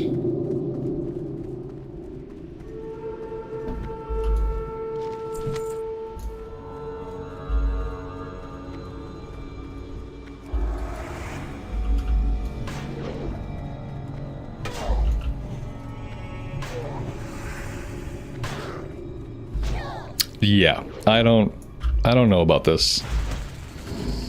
This doesn't really seem possible, actually. Like, maybe we can fight 2 at a time, but not when we're pulling 3 at a time. Maybe we're not gonna do this right now. Maybe we're gonna work on, like, the creature kill quest. I'd love to turn in the stupid cooking quest and see, like, whatever we get from that, but I don't want to do that enough to fight my way through the middle of that camp. We could probably fight the guys in the... If we want to just get the 10 items, we can probably just kill the guys in the outskirts, because, yeah, there's no way that I can fight into that right now. I don't have the character power to deal with pulling 3 of those guys at a time. It looks like pulling 3 of them at a time is gonna be unavoidable. We'll fight along the outskirts for a bit, see if we can get the items.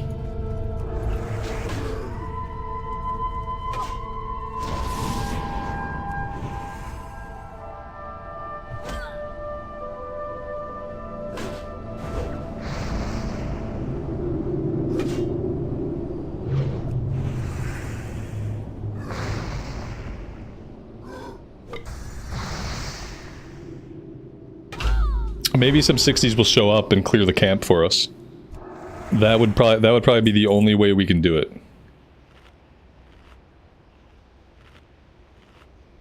We have to go click on this thing. This is going to summon in a different guy. Summon a lord using a full Twilight set, neck and ring. I don't know what that means, so we probably can't do that anyway. That seems like we need, like, certain gear equipped. A full Twilight set, neck and ring. I don't even know. I have no clue what that means.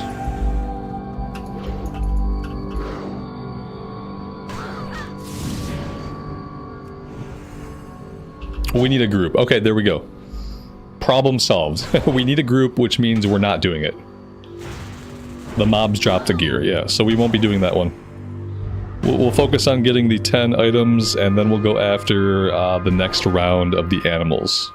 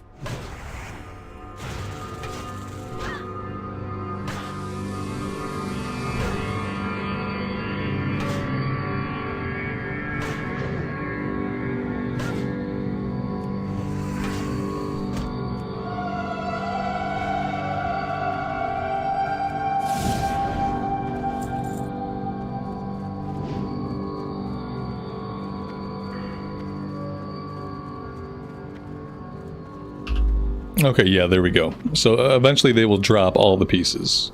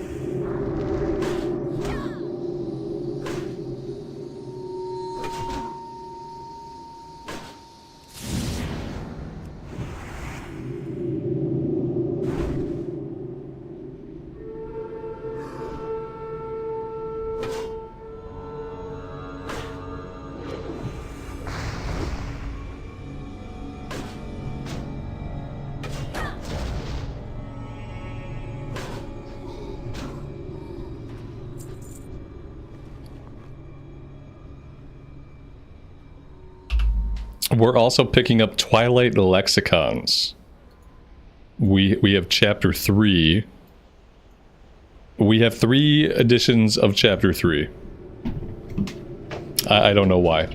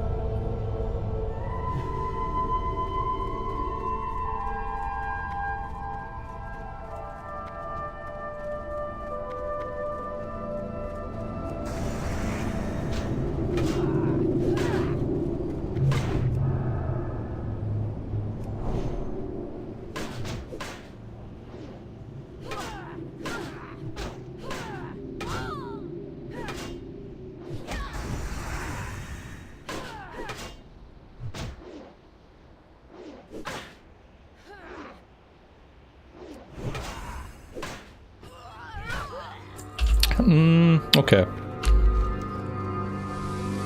Yeah. No, I'm not feeling it. Maybe we'll come back to this one if we get really desperate. Because I'm not feeling it.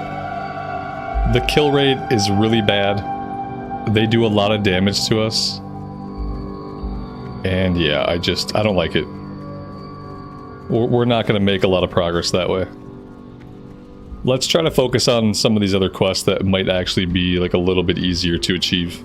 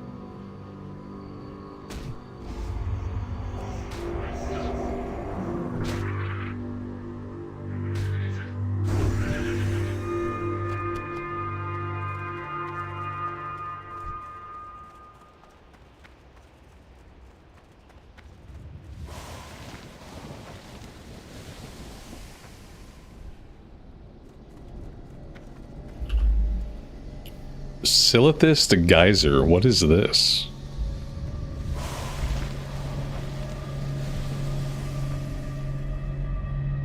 Oh god, what have I done? Silithus dust surrounds and burdens you, limiting your speed. Oh my god. Okay, I clicked it off of myself and it went away. And then it put it on the ground in a puddle. Yeah, I don't know what this is. This is so weird. Wix, it's going well, man. Thanks for being here. We're making good time. We're halfway there. That's like a commentator's curse type of deal. Now that you said that, we're going to come to a screeching halt.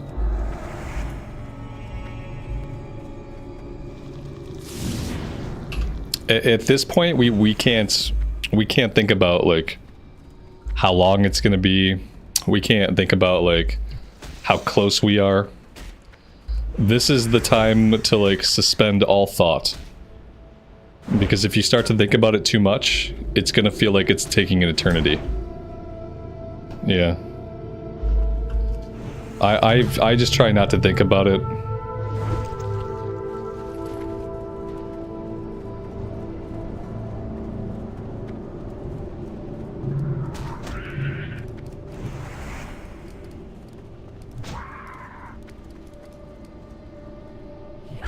Oh, I did end up PvP flagged. Whatever interaction this was with the Silithid mound, I got PvP flagged from it.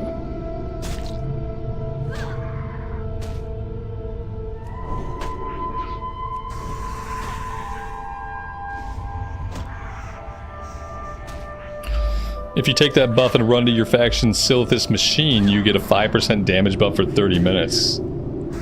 But you can't mount up, you have to run there. Oh. Well, that's kind of neat. I didn't know that.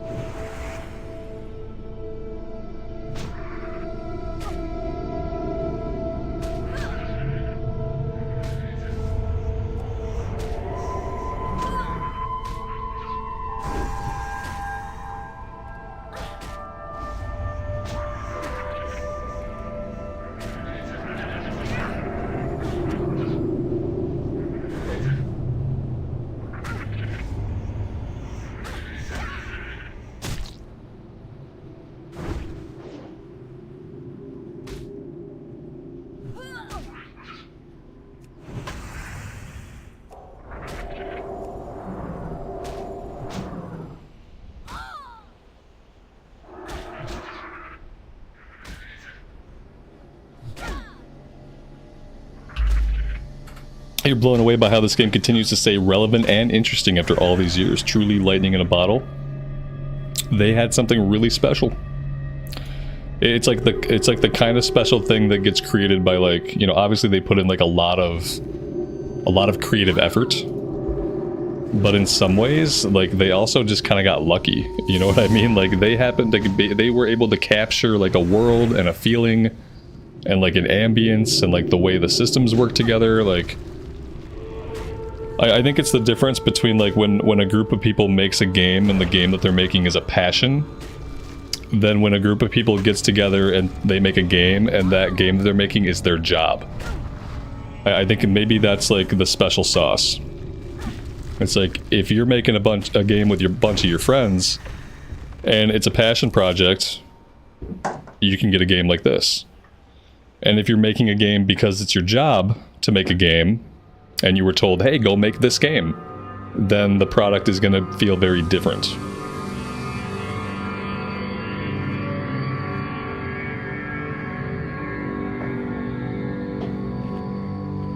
Ragnar, thanks for stopping by.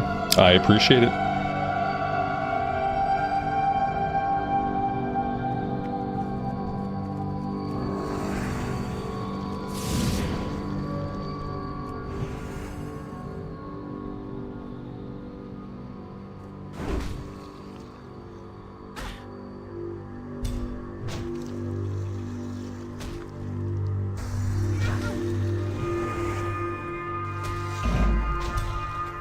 Admiral's Arms, thanks for the super chat, man. I appreciate that. Thank you.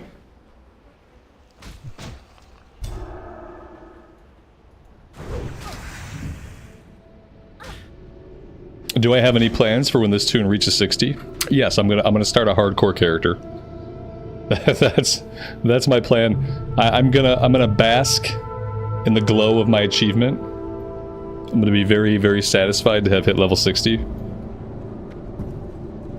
I'm gonna take some time to just feel really good about it,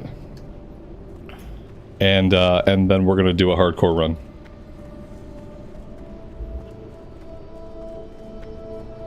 Right now, that's the plan.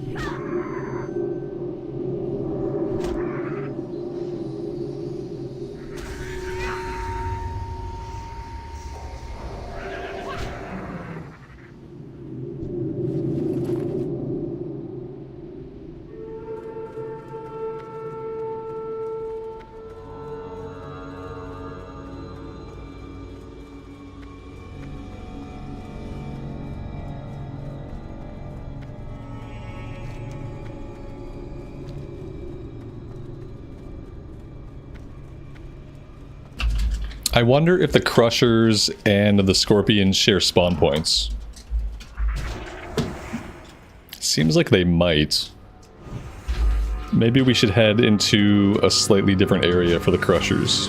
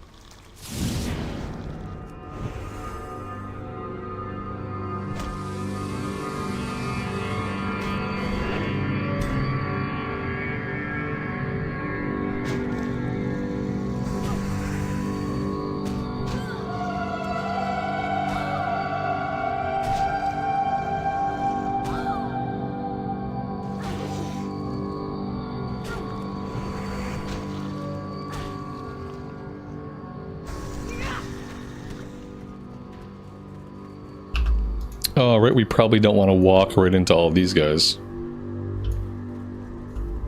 Are they traveling with a scorpion, or is the scorpions there incidentally? Okay, they're not traveling with a scorpion. But there are 5 of them. So we're gonna mark them so that they can't sneak up on me.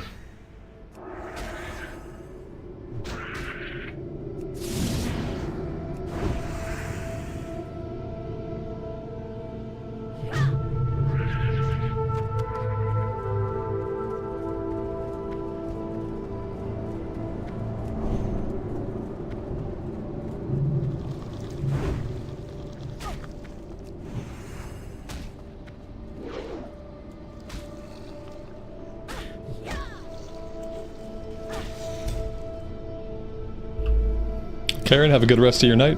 We'll see you next time.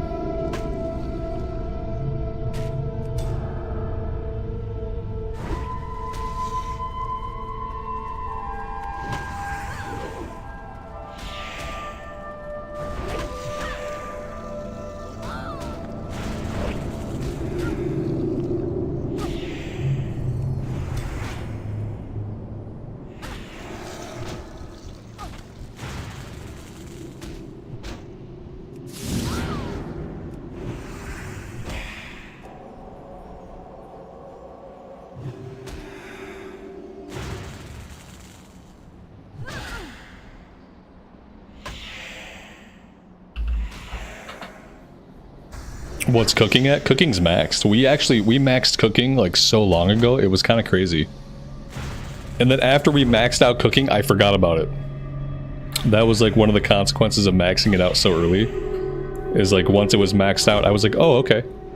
Mission accomplished. And then I kind of stopped cooking food.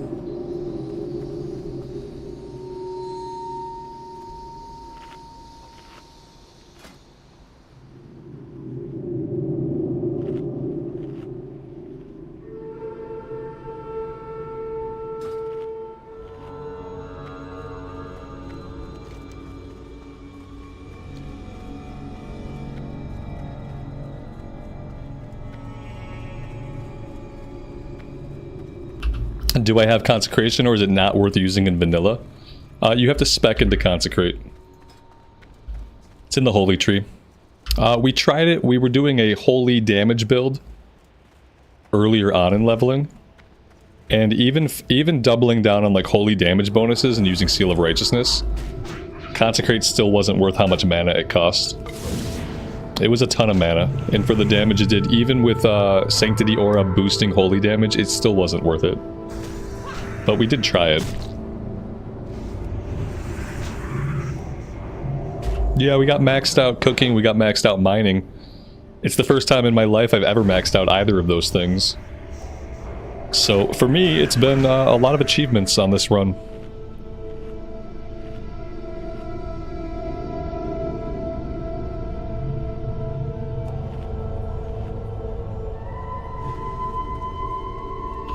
This character may never step into a raid, but I feel like it's really been worth it for me.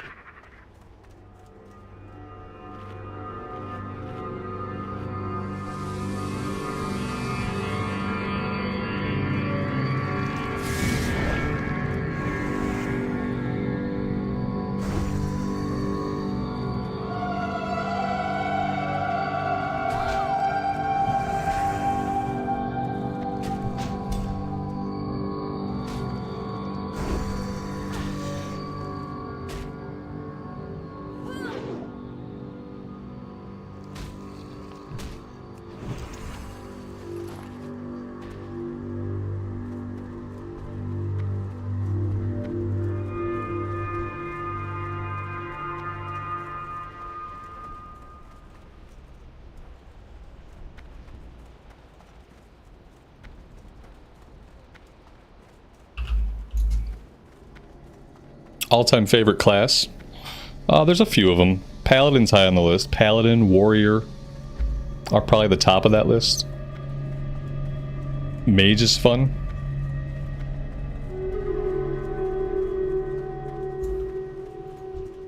It's easier to point out like classes that I haven't played a lot. Druids, I'm not a fan of druids. Warlocks, I have never spent a lot of time on a warlock. Other than that, we've played most of the classes in most versions of the game.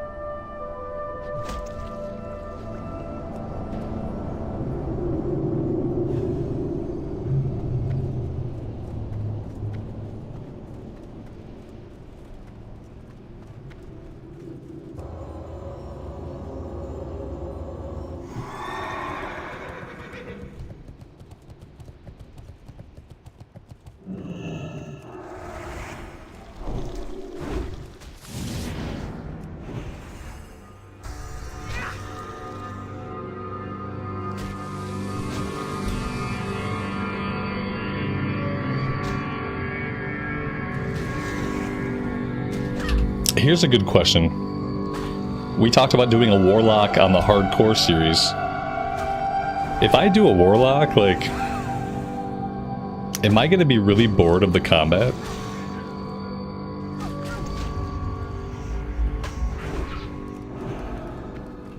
Should I go with like a rogue or something that like at least I'm gonna be probably pressing like more buttons, even though like I probably won't be doing much more. Like the rogue feels like kind of fast paced, even when you're not doing a lot. And I kind of wonder if the warlock is gonna feel similar to how the paladin feels, like the way that I'm gonna play the warlock. Because when I think about the warlock, I think corruption, immolate, curse of agony, wand. I guess that's 4 buttons. You know, right now I'm only hitting 2 buttons, with like a 3rd button occasionally whenever I can stun. So even if I immolate, corruption, agony, wand, it's still 4 buttons to push. It could feel a little bit faster paced. I'm just saying, you've never liked warlocks in the past. Right. Well, that was kind of the point of doing it in the hardcore run. Like, kind of trying to prioritize, like, survivability. Maybe we'll try it and we'll give it some time and we'll see. We can definitely give it like 15 or 20 levels. See how I feel about it.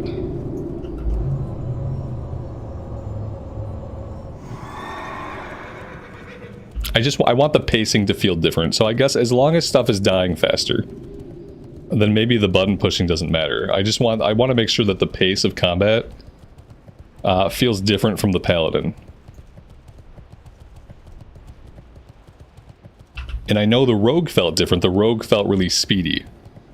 So that was a really good juxtaposition to come to after like playing so much time on the paladin. I just wonder, since I haven't played a lot of warlock, I don't really know what it's going to feel like.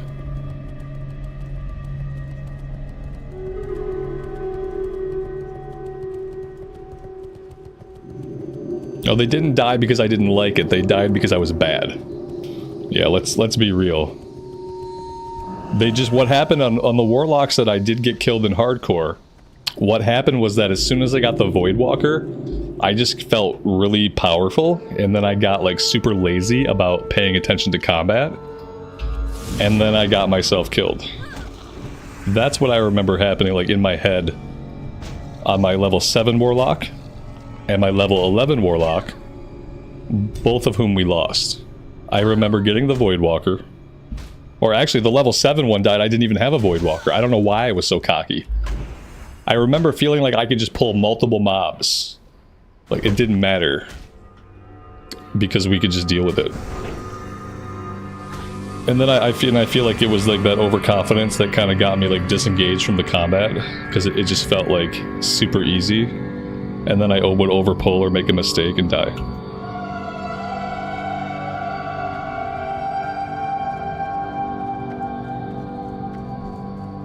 When did I start playing WoW? A few months after it came out. But I played Warcraft 3 before that. So, I don't know if that counts.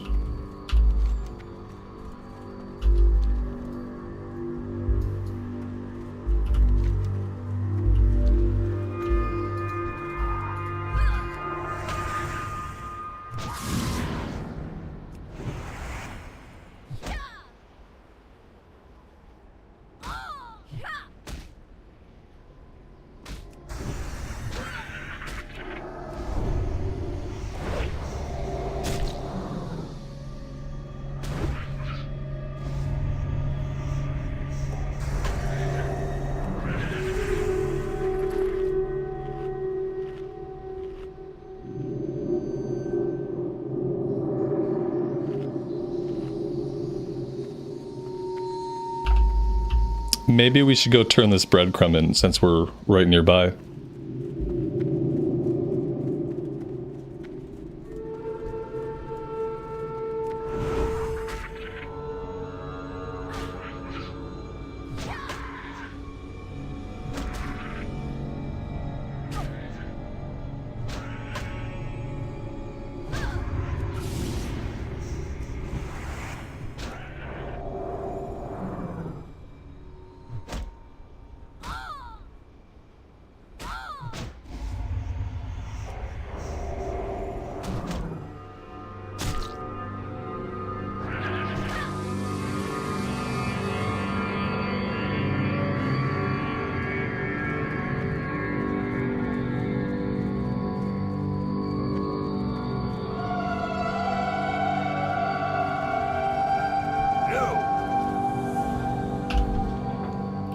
The Alliance needs every able body they can get. The Horde has been receiving a steady supply of reinforcements from the northern part of the continent, and it's been a struggle to keep up. Is this PvP stuff?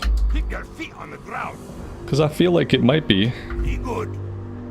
Scouting the desert. What can I do for you? We recently found out that the Horde have been scavenging the Silithus desert for resources, but paid them little mind. We thought it could not be worth it to station large numbers in this sweltering desert. However, it was discovered the importance of the resources. I'm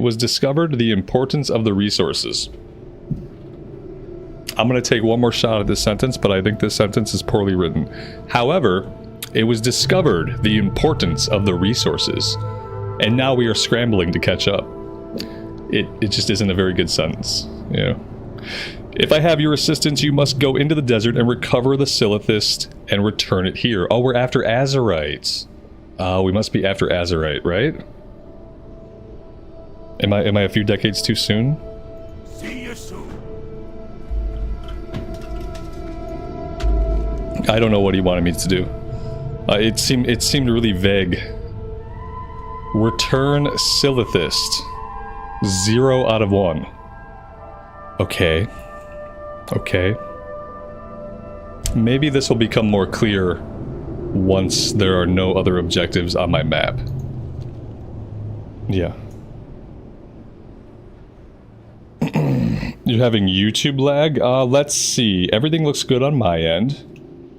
We've dropped 147 frames, which is basically no frames. So yeah, I'm not sure. For once I can say my bitrate, everything's steady. Could be a YouTube thing. Could be just a hiccup. And nothing on my end.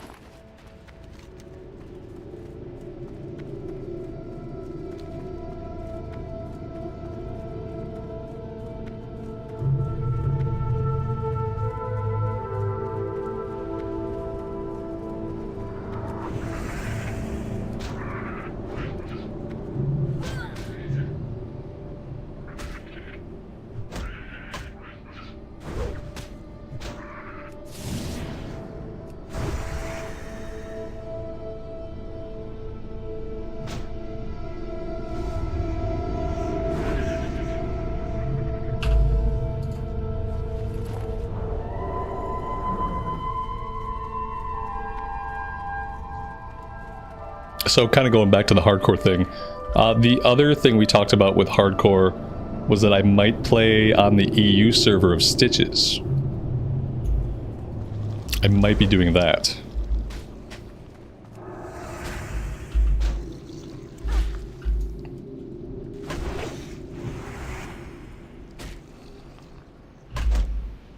And the kind of the concept behind that is that obviously, like, when I play, it's the middle of the day. Most of the time when I play, it's the middle of the day during the workday, during the work week, for most people. And therefore, there's fewer people online. And of the people that are online, a lot of them, like, they're not in a position to do dungeons. Like, maybe they're working from home, maybe they're on a break, maybe they're watching 6 kids, and neglecting 4 of them. But they're not often in a position where they can, like, do a dungeon, especially, like, some of the classic dungeons that take a long time to clear safely. And so the concept is, if I'm on an EU server, then when I'm playing, it's prime time for the server. It's the time on the server in the evening when most people are going to be on, when the most groups will go out. So that has been something that's also been on my mind when we're talking about the upcoming hardcore No Death November / end of October playthrough.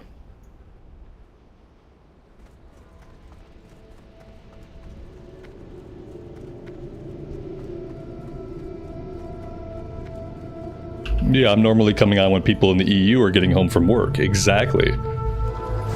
So that gives me like 1 or 2 hours to do my own thing, and then if I want to do dungeons, or even if I wanted to raid, not necessarily in hardcore, but maybe even in classic era, maybe even in progression classic, if I wanted to raid, then I would be able to do that at a time that actually, like, I want to be playing the game. Because the problem with raiding with a US guild, you know, like I tried to do at the beginning of Kata, is that I don't want to play in the evening. I just don't enjoy playing the game like in the evening time anymore. I've been playing the game in the middle of the day, like morning, afternoon, for like the last 5 years. And it's just like, it's now what I enjoy. It's when I have like most of my energy. It's when I have most of like the few brain cells that I have to rub together, like they're more active during the day. And I just don't enjoy playing at night anymore. And like, I think about getting on to raid and like, I just don't even want to be at my computer. You know? Maybe that just means like I'm an old person. Like, I don't know what it means. But so like, I can't raid with US guilds. Because I can't make myself be on at that time of day. Like, because I just don't want to. I don't enjoy it at all. I just don't enjoy it at all. I think it's because, like, for so long in my life, like, I had to play at that time. I had to raid at that time. Like, that was the only times that I had to play, was, like, after work on the weekends. And, like, I remember, like, raid nights, like, literally falling asleep at my keyboard. Because my buddy who was the raid leader, like, wanted to keep bashing our faces into a wall and wiping over and over and over again. And, like, I'm trying to learn the fight, but it's 10:30. And I remember, like, dozing off at my keyboard multiple times. And, like, that's exactly what happens to me. And I get into a really bad mood. Like, when it's, like, 8 or 9 o'clock at night, and I'm trying to be at my computer, and I'm trying to, like, learn fights, do difficult mechanics. It's not fun. I don't enjoy it, and it just puts me in a really bad mood. I feel like when I play during that time of day, like, I become the worst version of myself as to how I play this game. And as the night draws out, the raid night drags on, I get very impatient with people, like, dying to mechanics and stuff like that. And it's not good. So being able to raid at, like, 1 o'clock in the afternoon or 2 o'clock in the afternoon and have the raid wrap up before dinner time is incredibly appealing to me. Even at a time in my life where I'm like, I'm not raiding right now. I'm not sure if I want to raid in any of the current tiers. But just, like, the concept overall for, like, that potential is very appealing.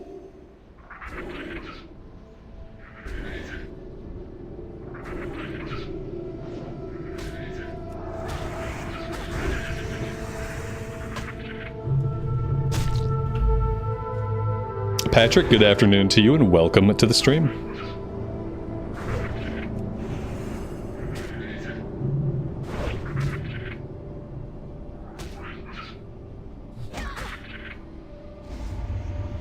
Yeah, that would be me falling asleep mid-boss fight while trying to heal. Luckily, by that point in my life, I was playing on a Beast Mastery Hunter when all that happened, so, like, okay, I fall asleep in a fight, like, no big deal, but it's not an enjoyable way to raid, you know what I mean? Like, I want to be awake, alert, I want to be having a good time.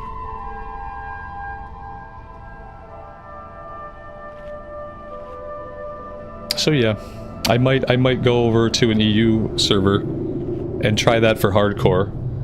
Just to make sure, like, you know, there's no latency or anything like that, make sure everything's good. And then if it's a good experience, and if it results in us, like, getting more dungeons, getting more groups, being able to do more stuff, then I might look at Cataclysm on there in preparation for Mist of Pandaria. Like, not even so much that I necessarily want to raid in Cataclysm, but I would like to see the raids in Mist of Pandaria, because I took a break during MOP, and people always say great things about the raids.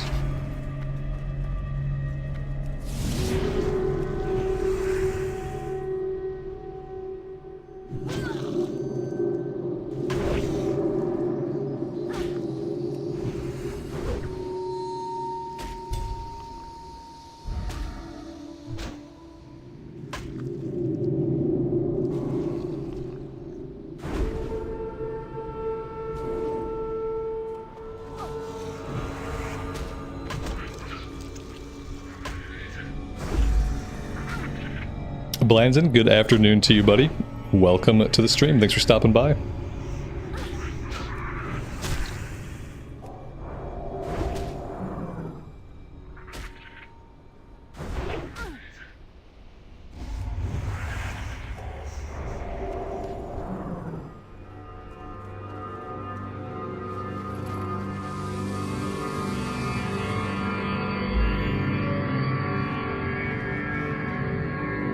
Ashley, happy Saturday and welcome. Ra, good afternoon, man. Thanks for being here, I appreciate it.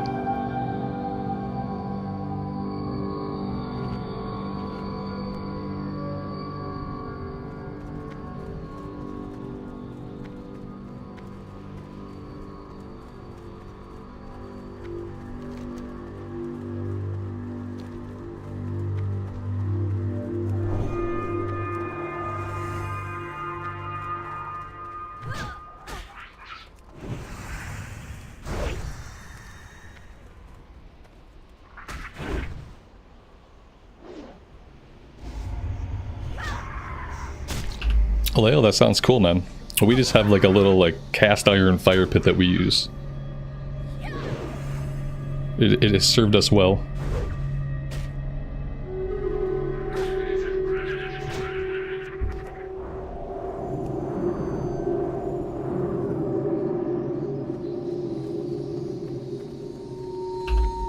I hate to say this, but like one time recently advertising worked on me was I saw a commercial for those fire pits that are like smokeless. They have some kind of ventilation that like disperses and deals with the smoke that you typically get from having like a bonfire. And like I really want one of those because I love like hanging out outside and like having a fire, but I hate how you have to play like musical chairs like with the smoke, like, you know, you got your seat and stuff and like the wind's blowing the smoke this way, and then of course like eventually it's gonna change, and then the entire time you're trying to like hang out at the fire and just have a chill time outside, like you have to play musical chairs with the wind. And I freaking hate that. It's so annoying. Like, yeah, so I gotta get one of those fire pits. Snoop Dogg was in the commercial. I'm not a big fan of Snoop Dogg, so that was like a detriment to the commercial, but the product itself seemed so cool that I was still like instantly sold on it. And like they're not that expensive. For like a decent sized one, it was like 300 bucks. I need to remember to ask for that for Christmas.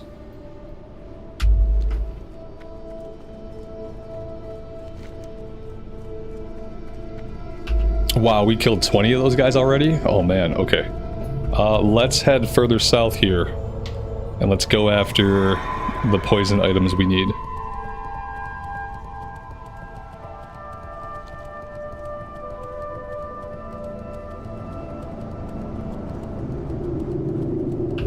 Yeah, then at the end of it, all of your clothes smell like smoke. Exactly. Like, I have a specific jacket that I wear when I'm gonna go out around the fire. It's like my oldest jacket. Because I don't want my new jacket, or any of my clothes really, to smell like campfire. I just don't really enjoy that aspect of it.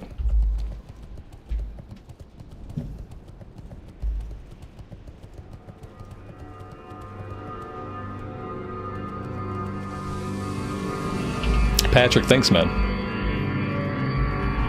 Yeah, we hit 59 yesterday, and I ground out like 4 bubbles on my own after stream last night. And then the rest of the progress from there is what we've made so far today. My wife asked me if I was going to hit 60 today when I took my break and refilled my coffee. And that was kind of my reaction, was I kind of, like, I said, I don't think so. I don't think so. I don't think that we hit 60 today. I'm happy that we've made a bunch of progress. Like, I plan to play some more, but I think to hit 60 today, I would probably need like 4 or 5 more hours of playtime, and I think that'd be pushing it. And I don't really know if there's like a reason to push it. I am kind of excited to start up the hardcore run. I'm finally letting myself like get excited and thinking about like being back in hardcore a little bit. Now that we've hit this last level, I've allowed myself to like look forward to it.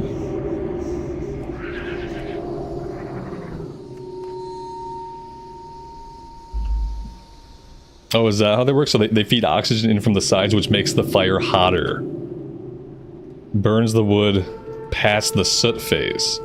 Oh, that seems like they're like ultra clean also. Like easy to care for. Yeah, I want to get one. Okay. It's on the list.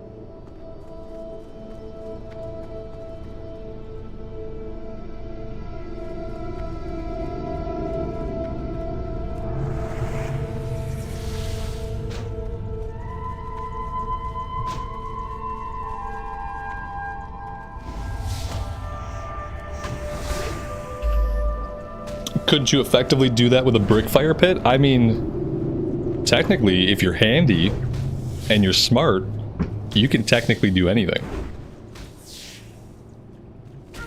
If you're handy and you're smart and you're willing,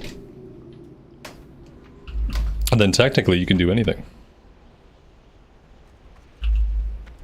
Could I do those things? No. No, I have to buy the thing that Snoop Dogg tried to sell me. Because I'm not that handy, but I am a consumer. So, you know, I must consume product.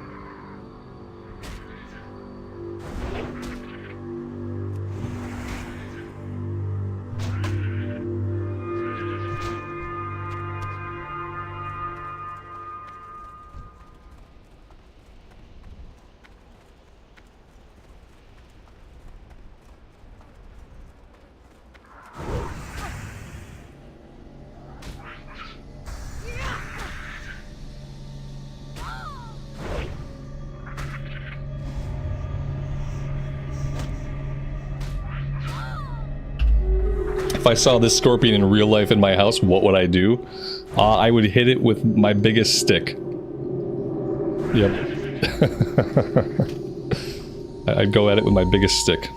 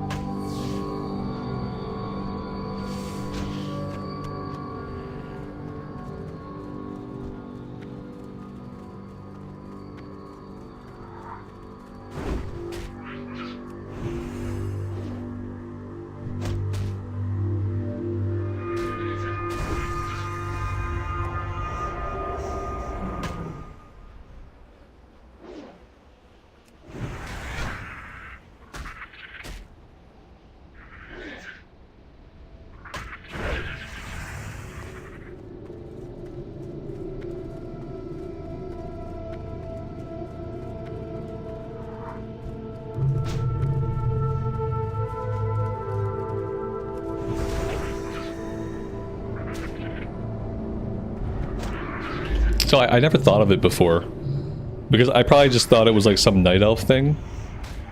But these pylons here that are providing light along the road, like these are from the Black Empire. Yeah, they would have to be from the Black Empire, which was like the empire that the old gods presided over before they were at war with the elementals, and then eventually like with the Titans. It's Black Empire technology. It couldn't have been too bad. They cared enough to light the roadways. So, you know, life there couldn't have sucked too much.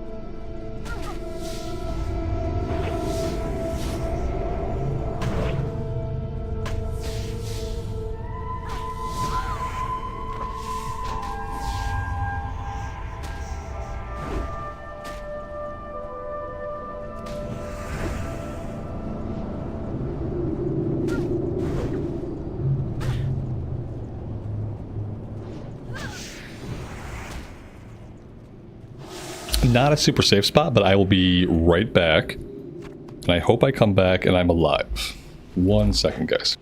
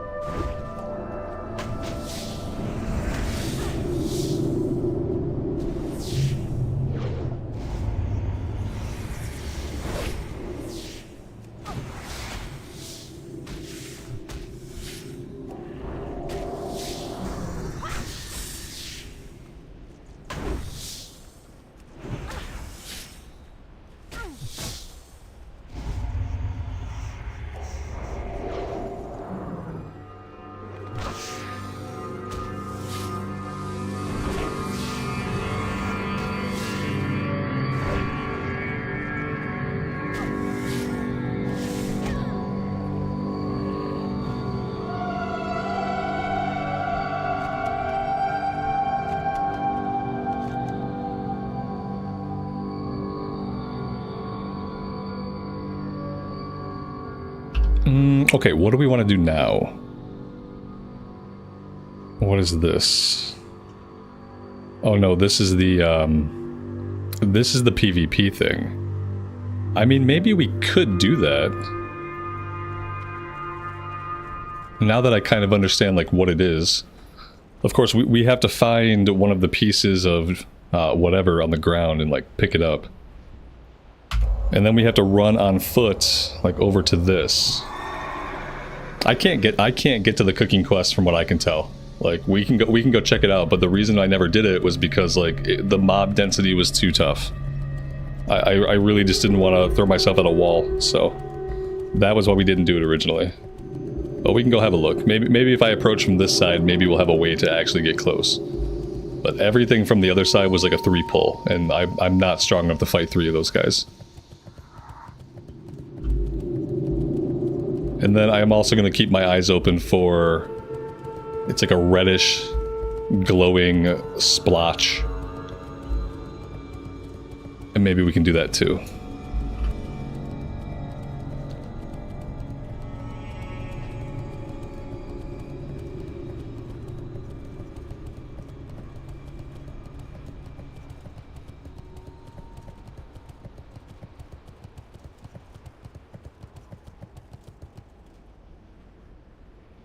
I mean, this looks fine until we get up into this area.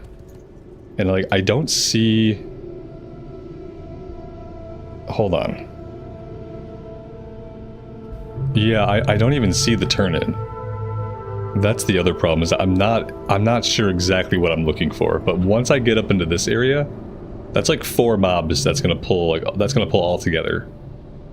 So yeah, we can get a little closer, but it doesn't look good.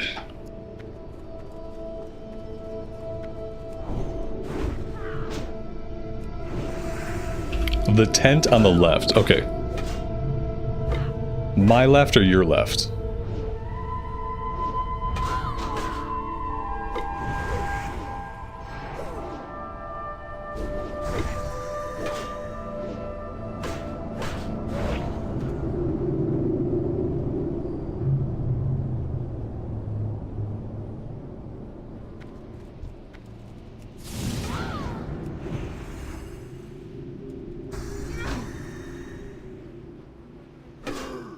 I moused over it. We'll get a closer look.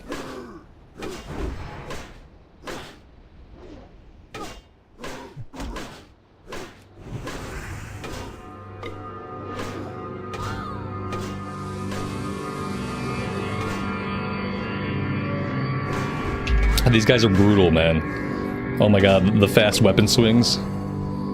Literally just getting pounded. Yeah, the drop rate for these texts is very low. That was another reason why I got out of here. Like, the enemies are really hard because most of them are 60. Like, the drop rate really sucks. And the density of the mobs is high. It's like, it's a trifecta.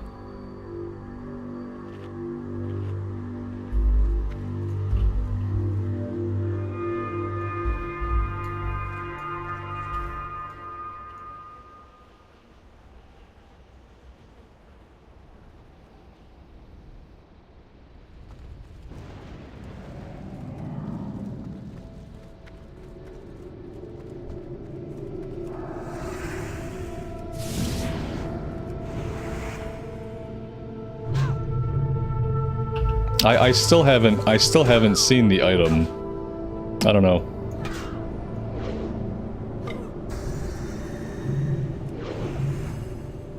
Unless it's over this way.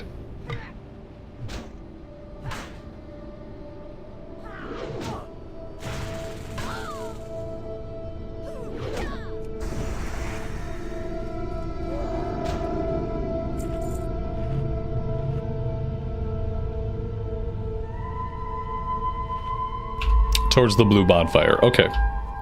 So let's go more over in this direction then.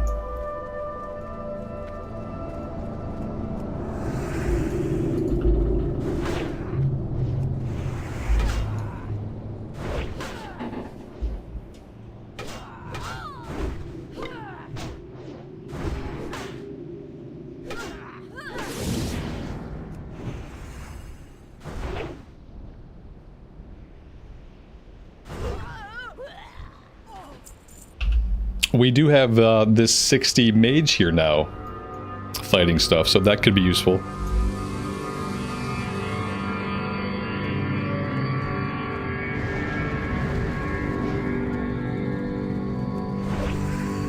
I think I've made a huge mistake. Yeah, like something bad happened. This is what I was talking about. I did something very bad, and then I pulled too many guys. I probably shouldn't have clicked the pillar. The pillar seemed like it was bad for me. And we're probably gonna get killed here.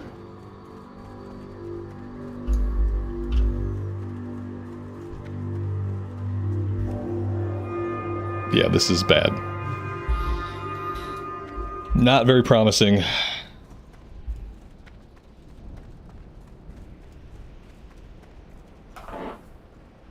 You don't think you ever did anything in this zone? It's possible to skip it. I used to think there was hardly anything to do here, but it turns out there's quite a bit to do here. Some of it, like this, is very challenging.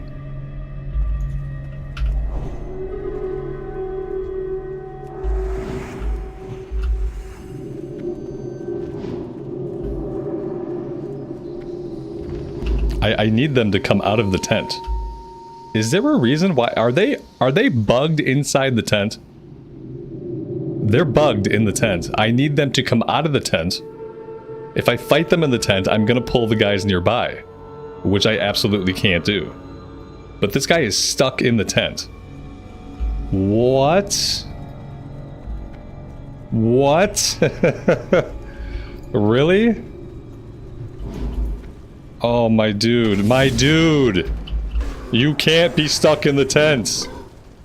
Maybe I can keep the event. Like, I literally can't fight all three of them. Okay? Like, and if he's stuck in the tent, I have to fight all three. Maybe I can kill this guy by leashing the other two. We know the one guy can't chase us. So it's really, yeah, there we go. And now maybe we can I kill her too? If I can not fight three of them, if I can just fight the two, then we might be okay. I can't believe, oh no, no, no! F.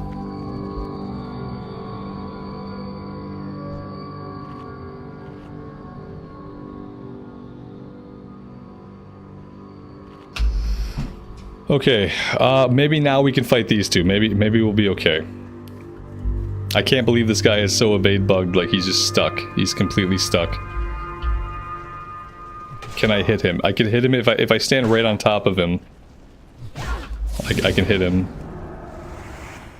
Oh, we didn't aggro her. Okay, that's the other guy we killed was the middleman. We killed him. That actually worked out perfectly.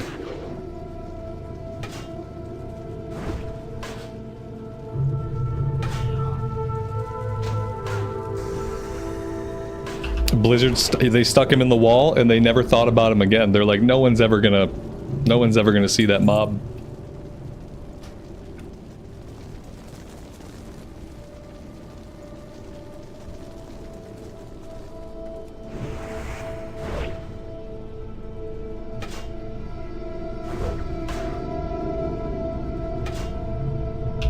Maybe I'm being obtuse, but I still haven't seen, like, whatever item we are supposed to click to turn this in. Like, I guess maybe I'm looking for a book. But I haven't found anything yet.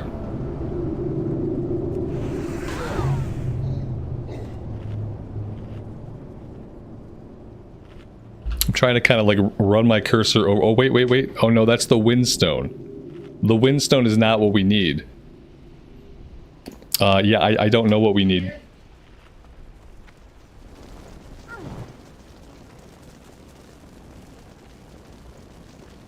Aha. It's literally a book.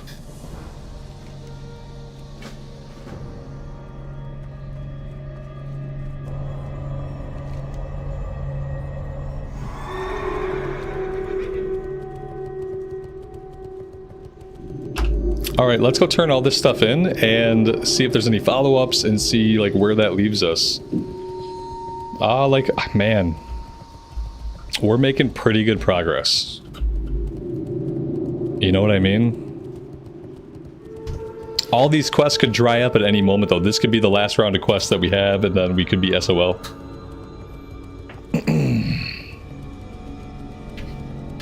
I guess it depends on, like, how many more follow-ups there are. I feel like we might be done with, like, the general kill quest and collection quest, though. And that was what was forcing us to go kill lots and lots of enemies.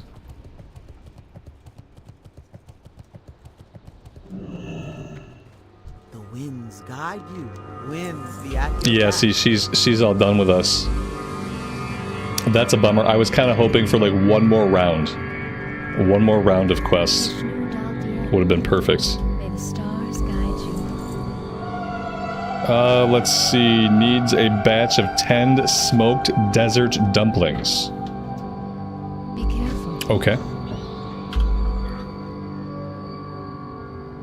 Oh, what did I get? I got a 3 of elements. Combine the ace through the 8 of elements to complete the set. Oh, okay. Did I get a cooking recipe? I don't see one. Aha. Oh. Very nice. The only problem is, like, there's probably nowhere out here to get this. You know?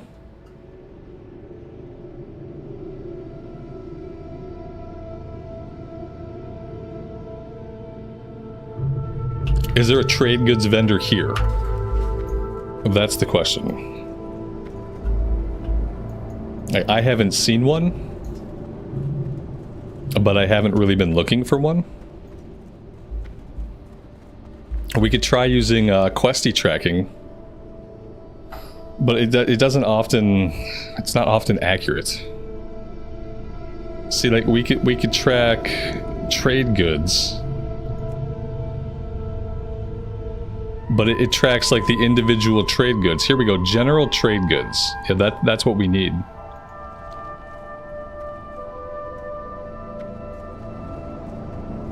Time is money, friend. Hurry back. We have a lot of Scourge Stones. Yeah, we could turn those in for like rep and a little bit of XP. I probably should have done that already before I came here today. Where am I? Where's my bag? I must have lost it while fleeing from Deathclasp, the giant scorpion. In my rush to escape, I walked right into a nest of stone-lashed flayers. The satchel I was carrying had all sorts of rare reagents in it. Without them, me and Beatix won't be able to make the potions that Cenarian Hold needs. I'm too weak to get up yet, but I can make it worth your while if you bring me back my reagents. Okay. Yeah, maybe we can do that. So now we need to make the meat for her, which I think we can do.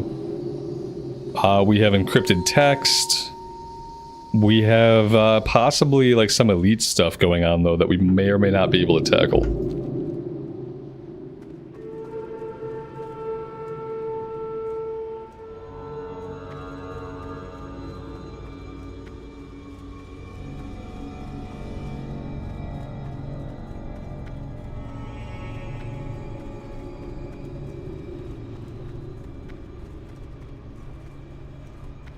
What brings you here?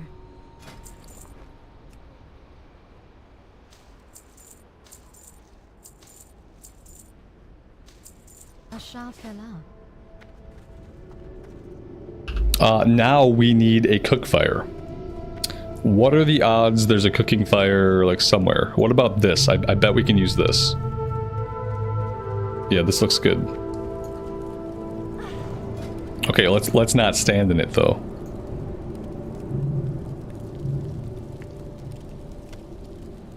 She needs all 10 for the quest. That's kind of a bummer. Part of me doesn't want to turn in the quest right now. Maybe we can just farm some more up.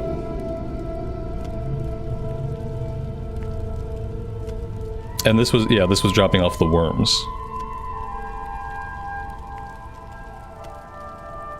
Yeah, I'm not going to turn it in right this minute, because I'd like to eat some of it.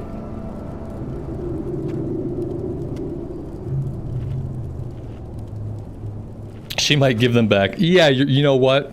She might have. Yeah, good point. Too late, I already ate one. I just couldn't wait.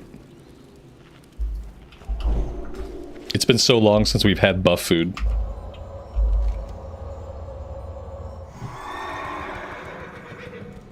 Alright, let's go farm up a little bit more and then we'll turn in the quest. Maybe we'll just head south. Like, what can we do down here solo? This one looks like it's an elite quest. The satchel looks like it might not be elite, but then Deathclasp is elite. So we might be kind of reaching the end of like what we can do here. Man, if we can get these elite quests done, we'd be in a really good position to hit level 60. Yeah, like, man, Same thing with this one over here. If we can get this, if we can get all these quests done, like, of what we have, like, that would probably get us, like, 60 or pretty close to it.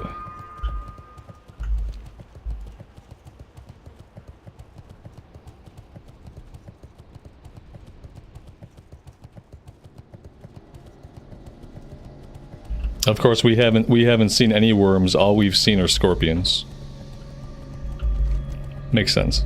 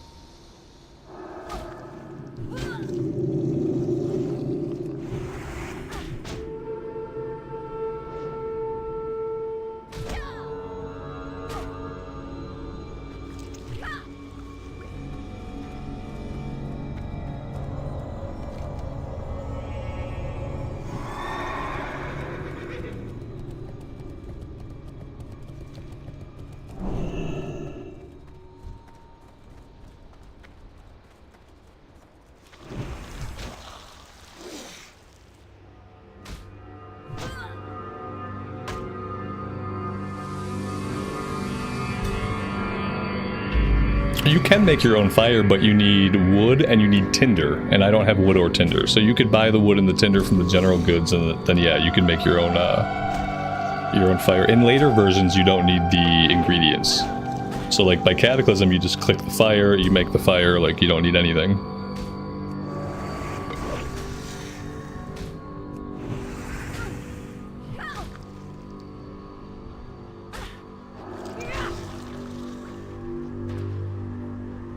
They don't drop a lot of meat.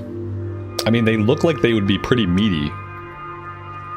But no, it turns out they're not.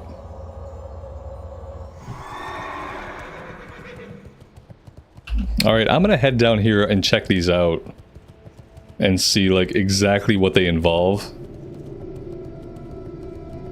We also have this quest over here to the east to turn in. Maybe that'll have a follow-up. And then somebody mentioned, like, a town of dwarves. Where, like, supposedly there were more kill quests, like, way back at the beginning of the stream. And, like, I never found the Bronzebeards. But if they do have some kill quests, that would be, like, exactly what we need right now.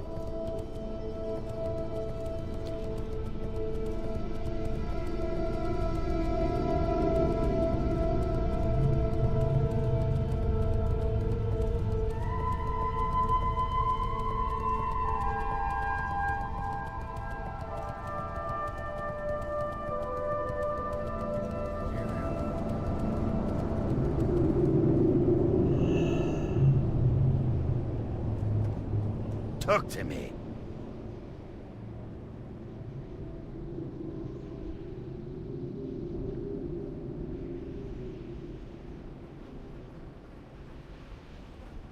Off with you. All right. Okay, so we're just talking to them. I thought we would have to fight him when it was all over. Because it's marking this as a group quest. Maybe I have to fight them both after I talk to them both. I feel like something bad's gonna happen. Also, that's a lot of reading. Off with you. Okay. So there we go. That one's done. Let's go see if we can at least get the satchel. Or do we have to kill the elite to get it? I don't know. Like, what are the odds that we can kill this elite? Not at all with ads. What if I drag it down to these NPCs? Do you think they would help me out? What are the odds this guy just wouldn't murder me, like, instantly outright? Before I can leash him, like, anywhere?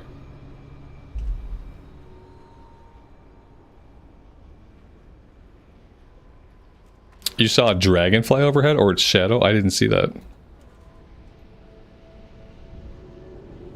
Okay, so like, I technically don't have to kill him to complete the one quest.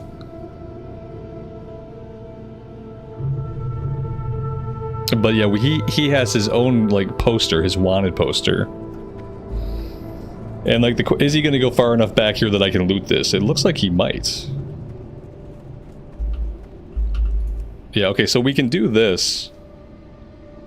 Yeah, I'd love to be able to kill this guy. I don't know if anybody's around who's, like, online right now.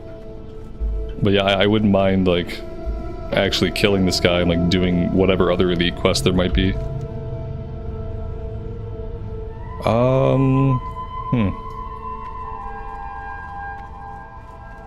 Alright, so that's 2 quests done. I think what I'll do for now is maybe I'll head over this way. And I'll try to see what this is about over here. And then supposedly there's a dwarf village. I don't know if that's true. Am I gonna play on hardcore PvP server? There are no hardcore PvP servers. The official WoW hardcore servers are not PvP. Yeah, I don't even think you can PvP. You can duel to the death. Okay, yeah, you can duel to the death. That's a feature. Yeah, we'll be playing on the EU realm Stitches, which is official Blizz hardcore. At least that's the plan right now.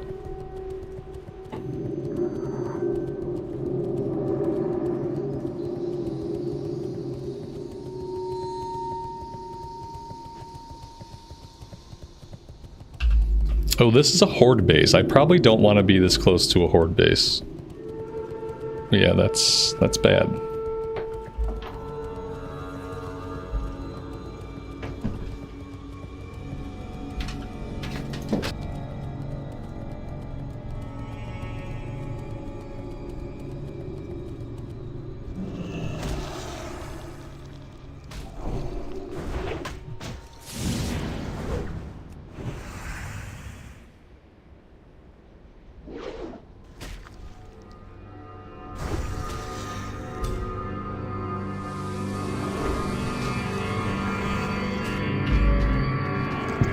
Yeah, I don't think hardcore needs PvP, right? It's definitely a player versus environment challenge, because like in PvP, like you're gonna get ganked. Can you imagine the griefing and like the tears that would be shed and the anger that would be espoused? Like getting killed in a hardcore run by another player, like what a way to make yourself hate people.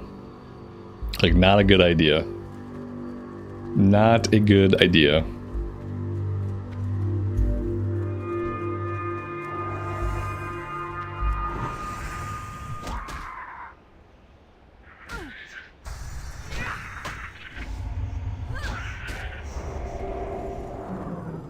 Yeah, hardcore PvP realm wouldn't last a week. Yeah, like people would rage quit that so fast.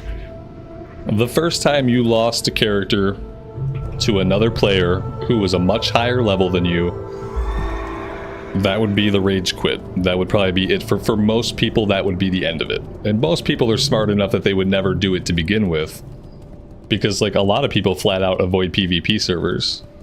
So like most people would be smart enough to know like this is not a valuable use of my time. This is going to lead only to frustration and rage. But you know, if people for some reason did do it, they would rage quit instantly.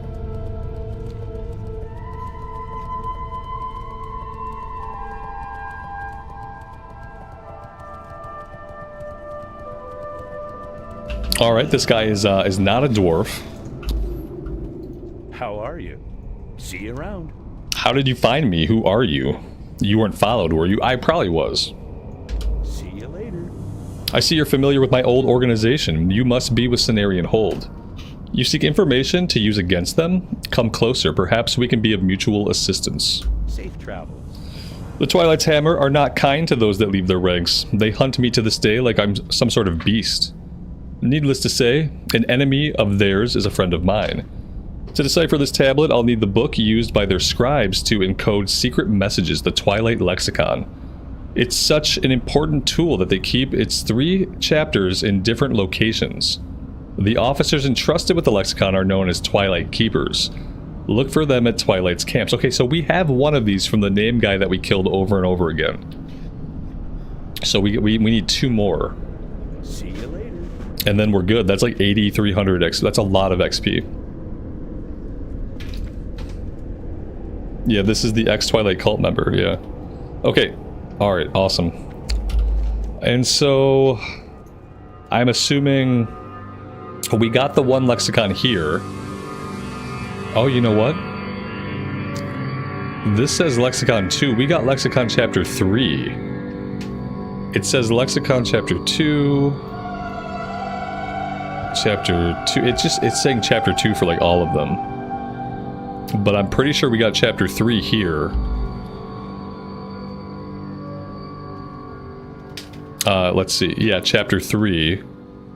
We killed him 3 times. We got 3 items. So I would think 1 chapter would be over at this camp. And then 1 chapter would be down here at this camp. I mean, that's what I would think.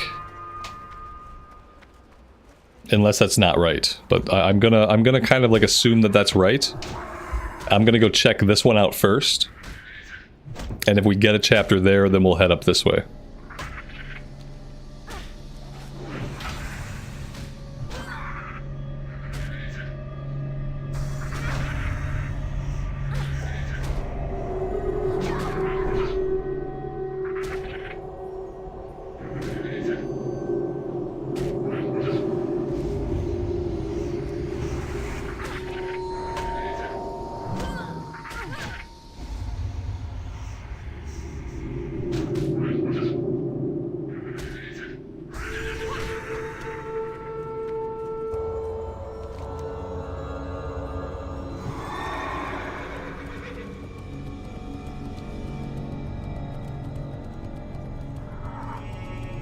You can sell them on the auction house? That's hilarious. I wonder how much they sell for. The quest is 8,300 XP, which is a ton of XP.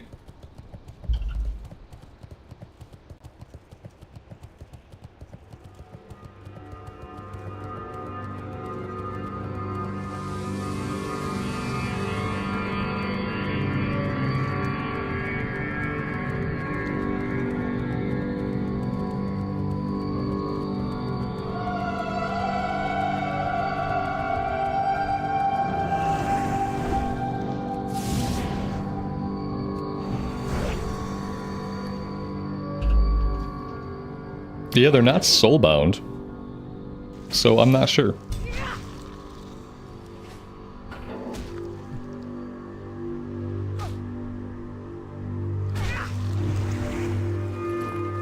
$1 gold, 75 silver, so not a lot. They don't sell for a lot.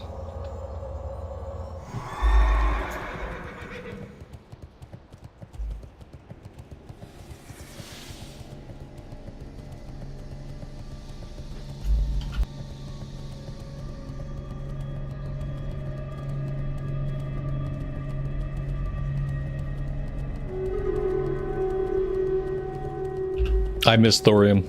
Yeah. I've seen so few ore that like I've kind of stopped looking. So I'm not surprised that I missed it. It's okay, I'm on a mission.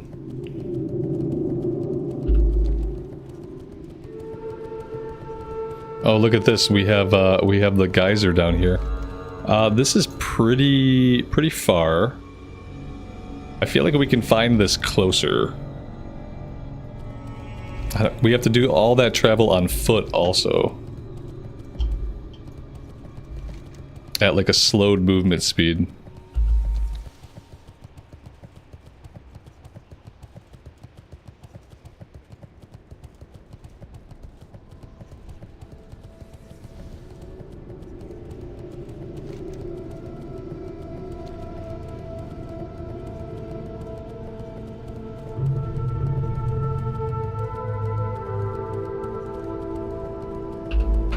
So yeah, all the buildings here would have been from the Black Empire.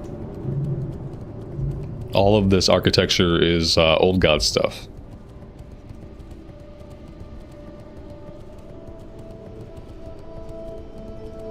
And then of course down here the crystals are floating, which is even more creepy.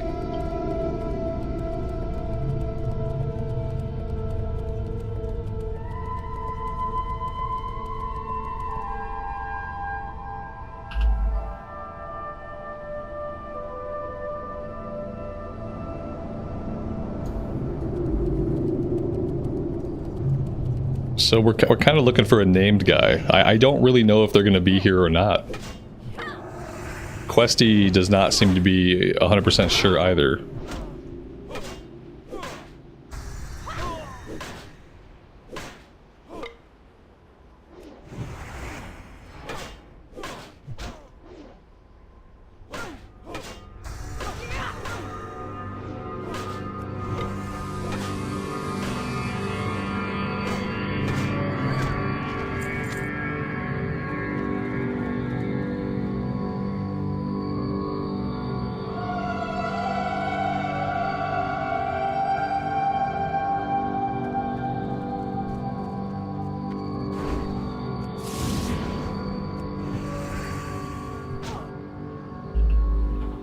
Yeah, the guys down here are a little bit more spread out, that's true.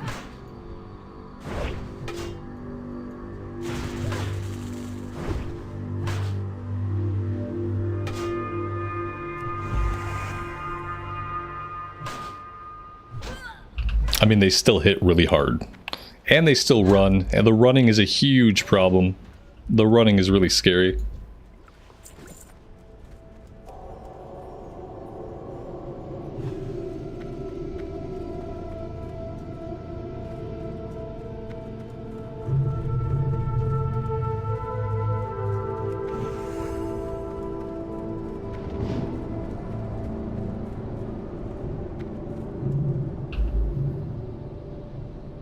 I saw the dragon shadow that time, I just couldn't find the dragon.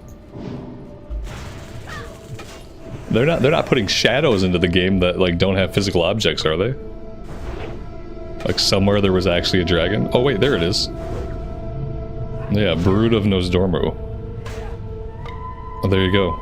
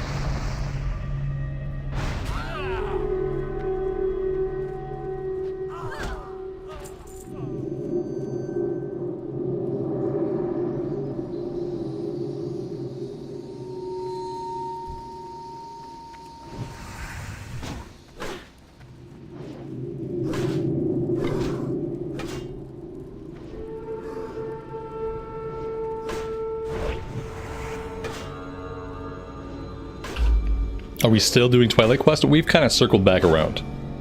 We've done a bunch of other stuff. But yeah, now we're back to working on this one. In a different area.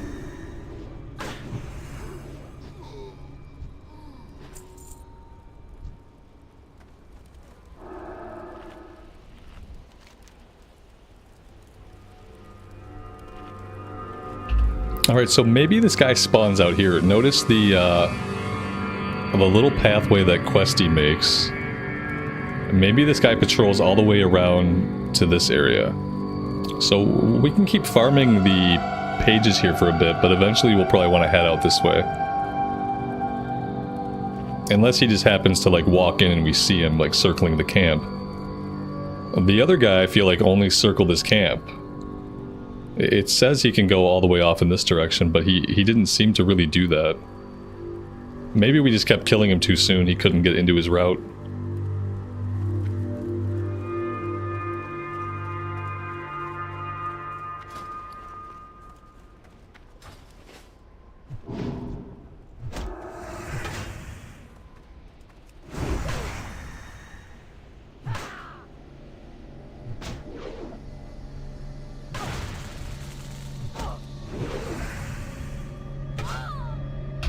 There he is. Speak of the devil.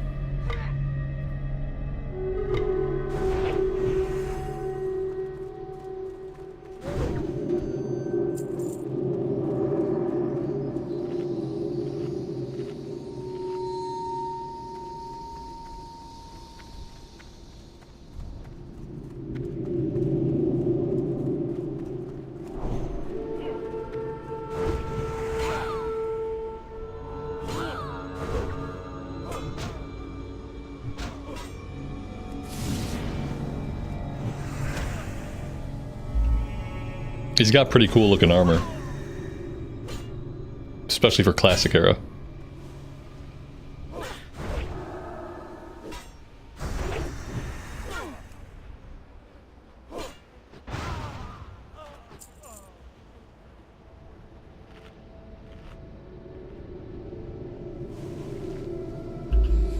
Okay, so our next stop will be the camp up here to the north, so I think we'll just head right there. And we'll prioritize finding the named guy, and we'll just kill, like, whoever's around. So, hopefully we find the named guy, and we get the last of the 5 encrypted texts. That would be ideal. We got Mithril. I don't even think we need Mithril.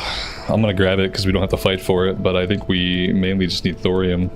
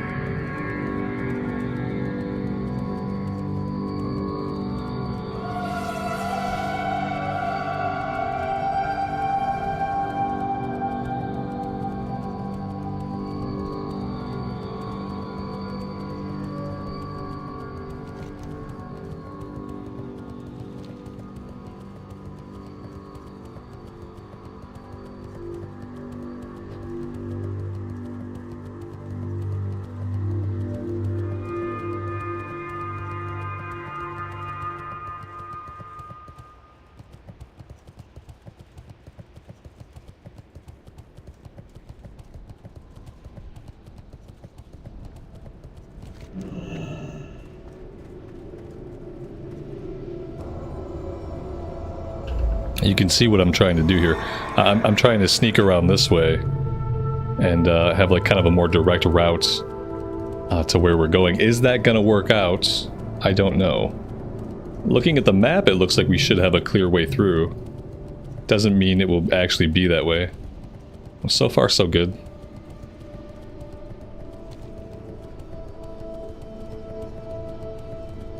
Got thorium up here.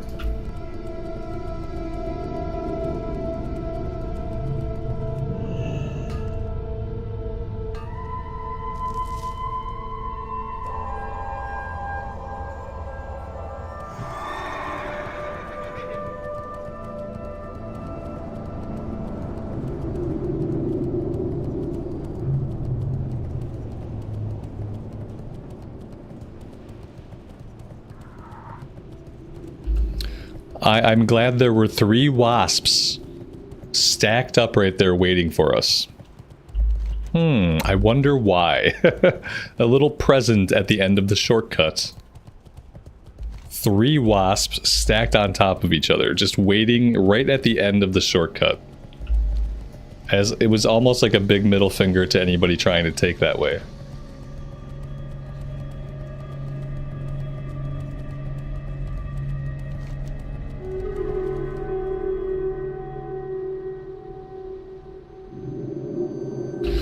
You know what? Now that I look at this, this should be book 3 guy. Which means book 1 guy is this guy. That guy is gonna be, like, really, really hard to track down. Let's fight the cultist here for a bit, for the pages. And think about that, because yeah, this guy, now that I look at it, this is the route of the guy that we've already killed. And this other guy over here, we haven't even seen him. But that looks like damn near impossible to find him. And without really knowing like whether he's alive or dead. Could be really tough.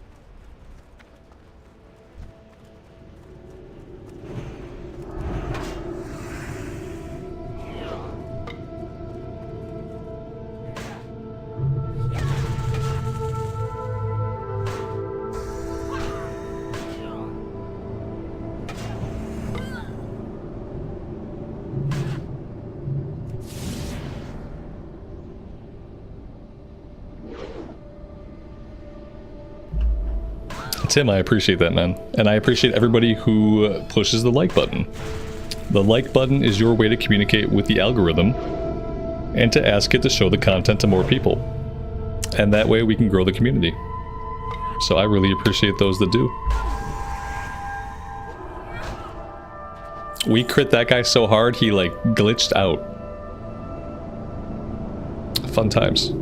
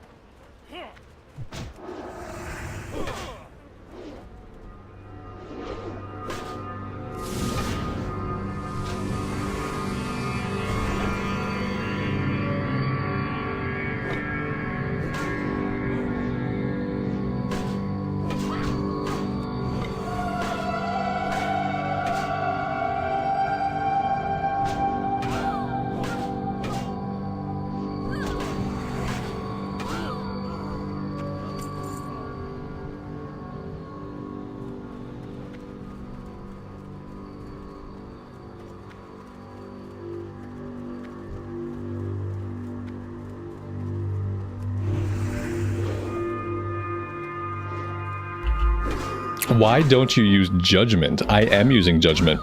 I have a macro made. And that way with the macro, I can push this button, and that will put my seal up, and it will also judge. And when it judges, it'll automatically reapply the seal, like this. It judged the seal, and then it reapplied the seal.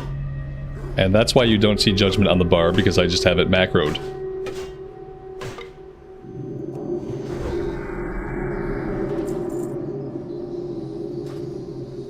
And you got me to stop paying attention long enough to use Lay on Hands. So congrats.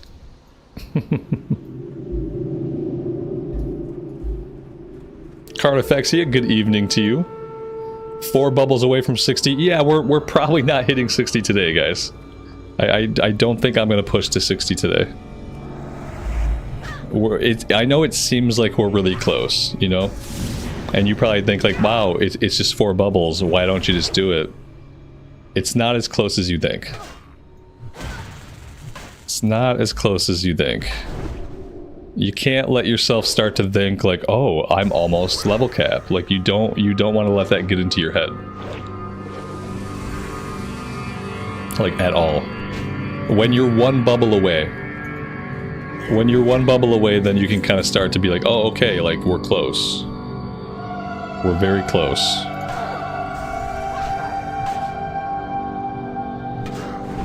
Yeah, it's like 30 or 40 minutes a bubble. Exactly. Yeah. Do I plan to raid as a healer? I don't have any plans to raid right now. I'm not in a raiding guild, and I play in the middle of the day. So, not a lot of stuff going on when I play. When I think about endgame, I don't really approach vanilla for endgame stuff. To me, vanilla's always just been about the journey. Not that I would turn down a raid spot, but like I said, just no guild. And I don't play during prime time, so not as easy to get like into a pug. Yeah, I'm not going to be playing tomorrow. Tomorrow's Sunday. I don't play on Sundays. Monday. On Monday we will hit level 60.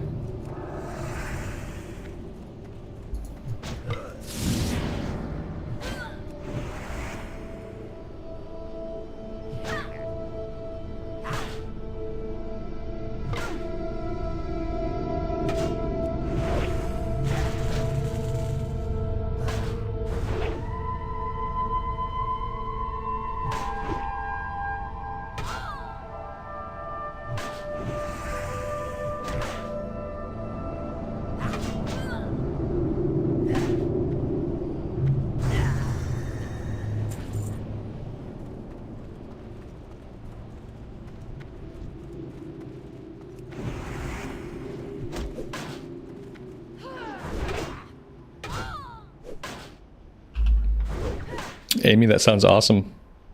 Dinner sounds really good.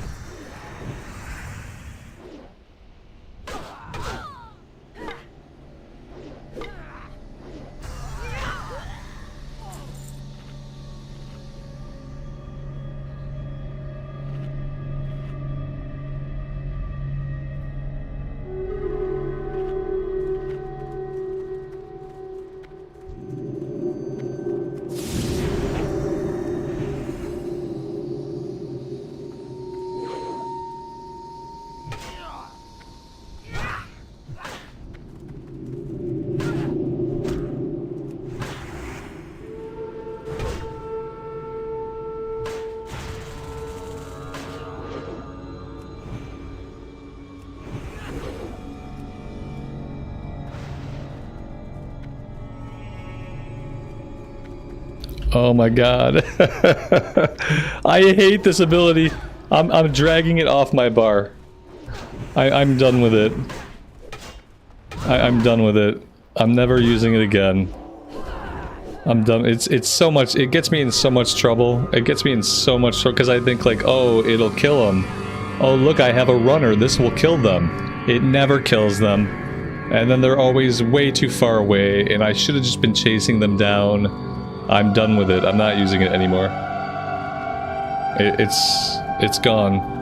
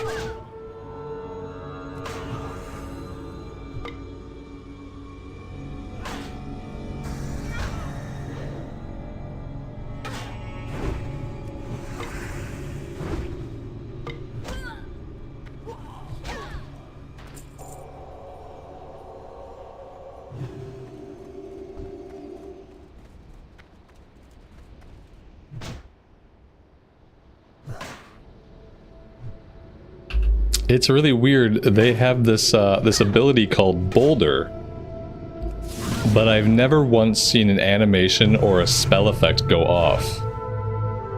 And like maybe it's only something maybe it's a range thing. Maybe you only see it if you're like a little bit further away.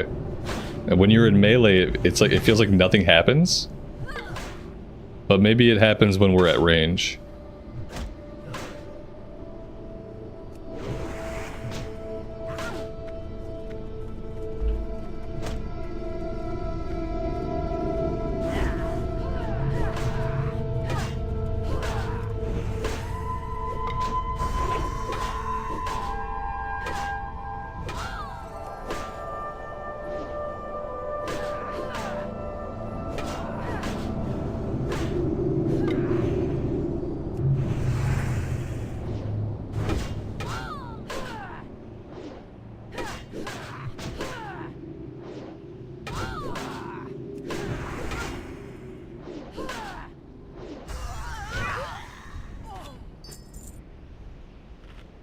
Oh yeah, the Avengers don't run away.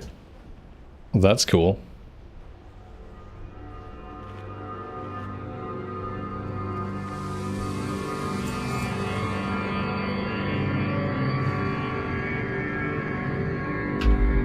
Who's our quarterback this week? It's Goff. Yeah. I dropped Prescott. We had Prescott on our bench. And we had to play him during the bye week, but I hate Prescott and he sucks. So we cut Prescott loose and now we only have Goff. So I'm hoping nothing happens to Goff. Fingers crossed.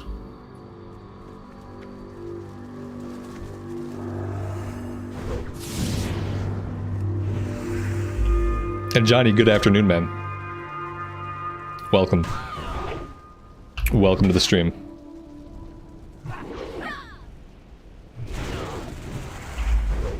Yeah, they should fire Prescott. They should fire everybody. Everybody on the Cowboys should be fired. Prescott, the coaches. Just fire as many people as you can. Like something's not right.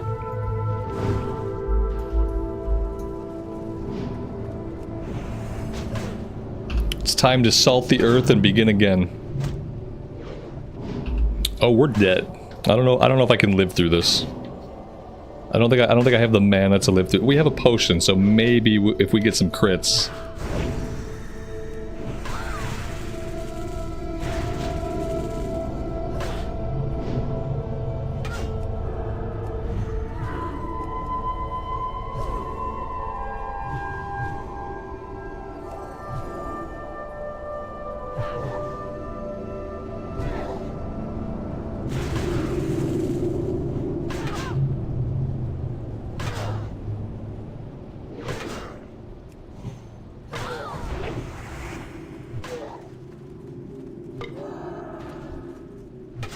We did not get as many crits as I would have liked.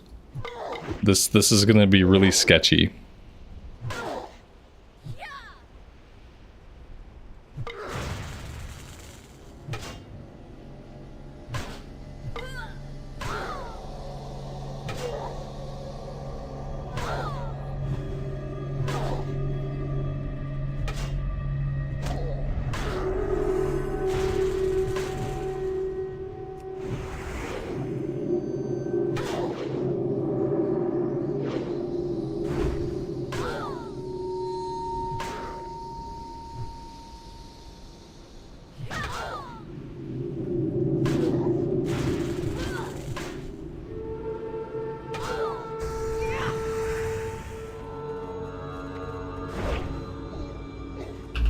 We were so close to not dying.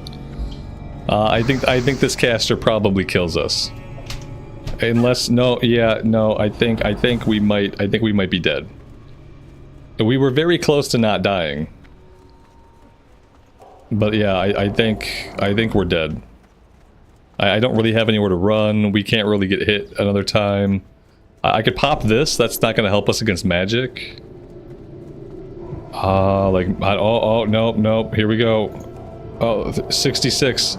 We're down to 66 HP. okay, somehow we're gonna live for the moment. As long as we don't aggro anything else. Now I don't even know where I was, where I came from. I have 3 bodies somewhere to loot. I don't even know how to get back to them. Like, oh my god, what a shit show. What an absolute shit show. Yeah, like, I only have a loose idea of, like, where I even came from. I was zigzagging mobs and trying not to aggro anything else, and I did kind of like a half circle, I think. Like, back from this, maybe somewhere over here. Oh, here we go, here we go. Okay, now I have to fight my way into the bodies. Oh, that's fun. These mobs suck. I'm tempted to turn in all the quests that I have. And then just to finish the level, I just want to finish the level but back in the Plaguelands. Or I don't have to fight mobs that beat the living crap out of me. That's what I'm tempted to do. Where I can use exorcism, where I actually have a kill rate that's like more than like a mob every 2 minutes. That would be cool. Yeah, we're not almost 60. We're almost 60. We're like 2 degrees of separation away from almost being 60. I know it seems like it's close, but it's not.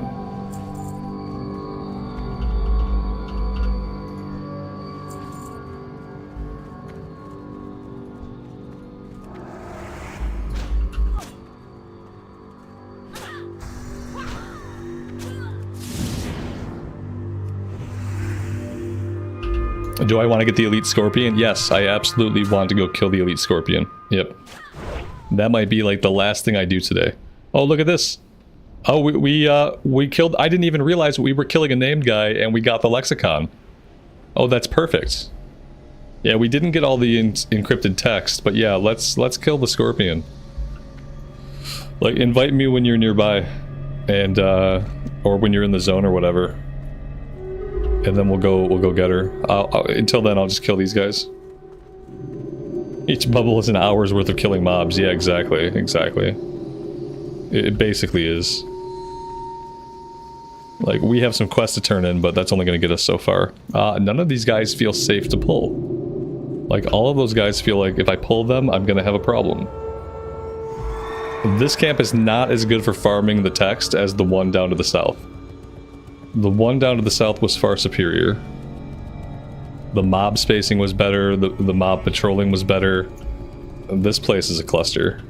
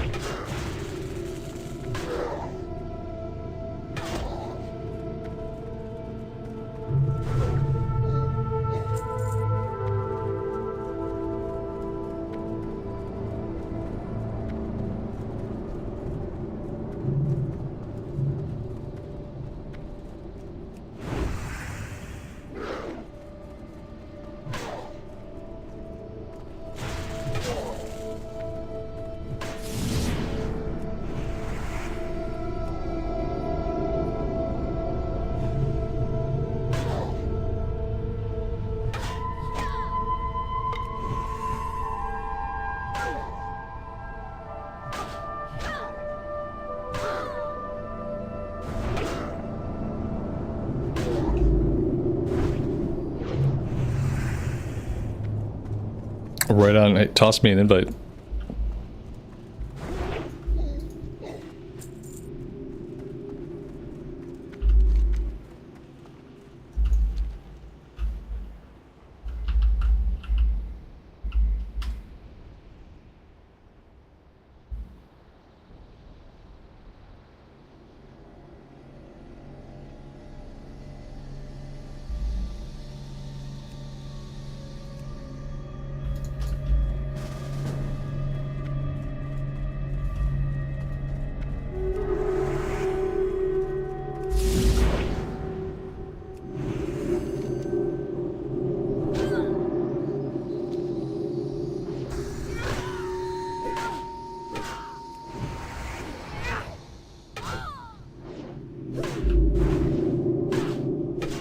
I'm gonna kill this one, then we'll start heading that way.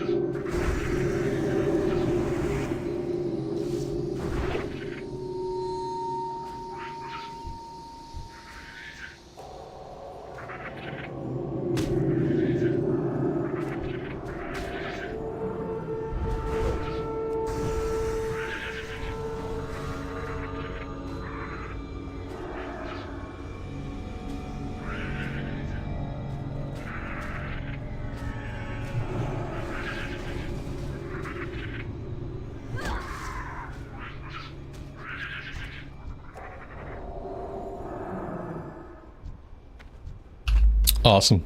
Dragon's Bane, thank you so much, man. I really appreciate that.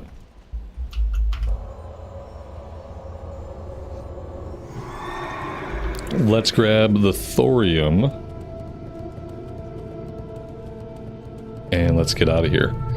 Okay, so I think what we'll do is we'll run back. I'm gonna follow this route all the way back until at least up here. And we'll see if we run into this guy, and then I want to get everything turned in, and I want to see where we stand.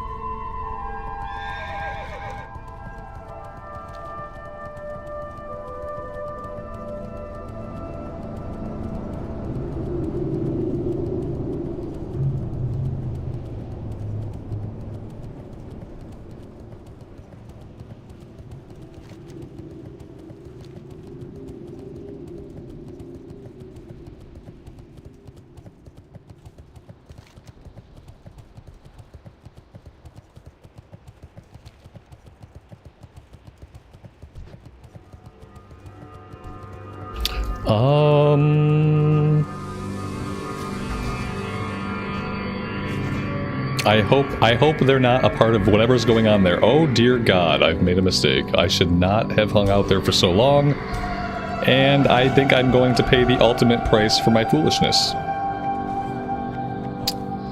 That is very bad. Okay, we might live. That was not good.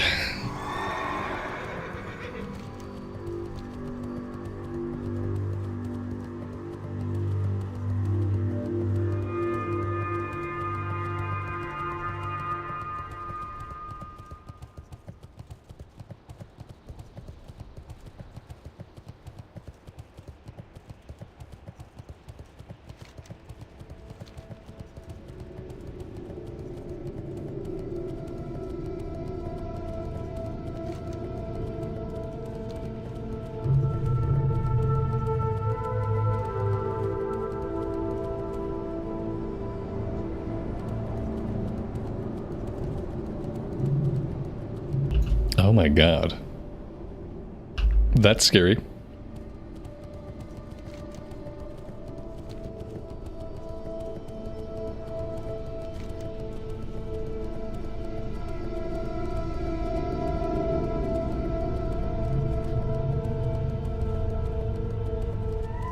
Did I get the last worm meat? Yeah, I did.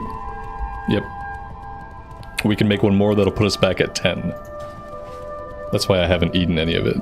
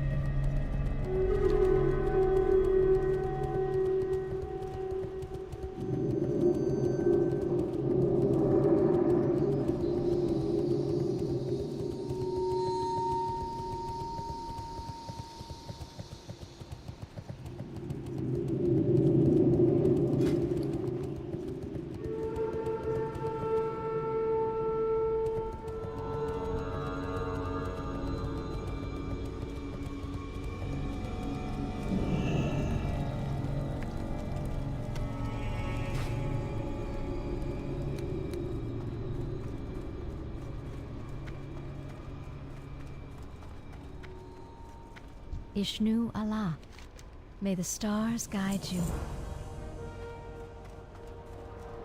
She did not give us the food back, sadly.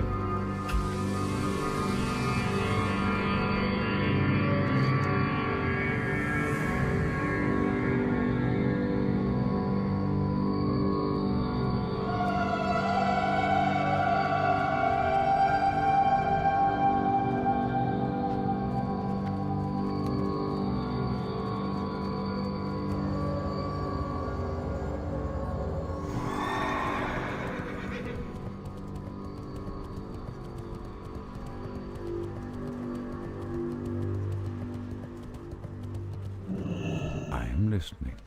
May the stars guide you. Good luck, friend.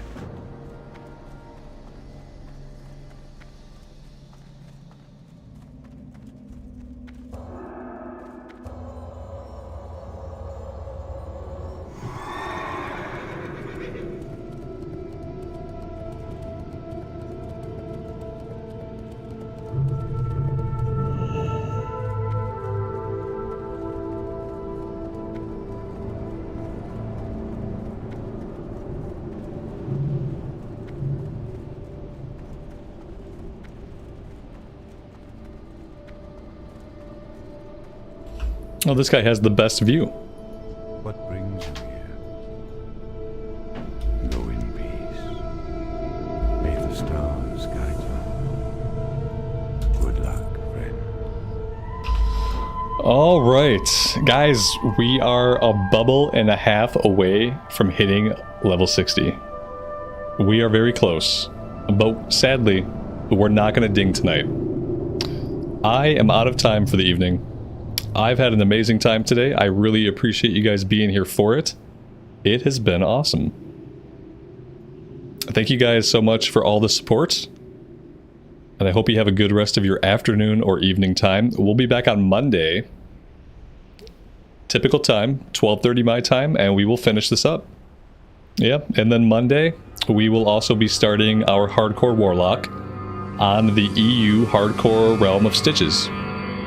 So yeah. I'm looking forward to it. Thank you guys for being here today. Take care of yourselves, take care of each other, and we will see you back in Azeroth again very soon. Bye for now.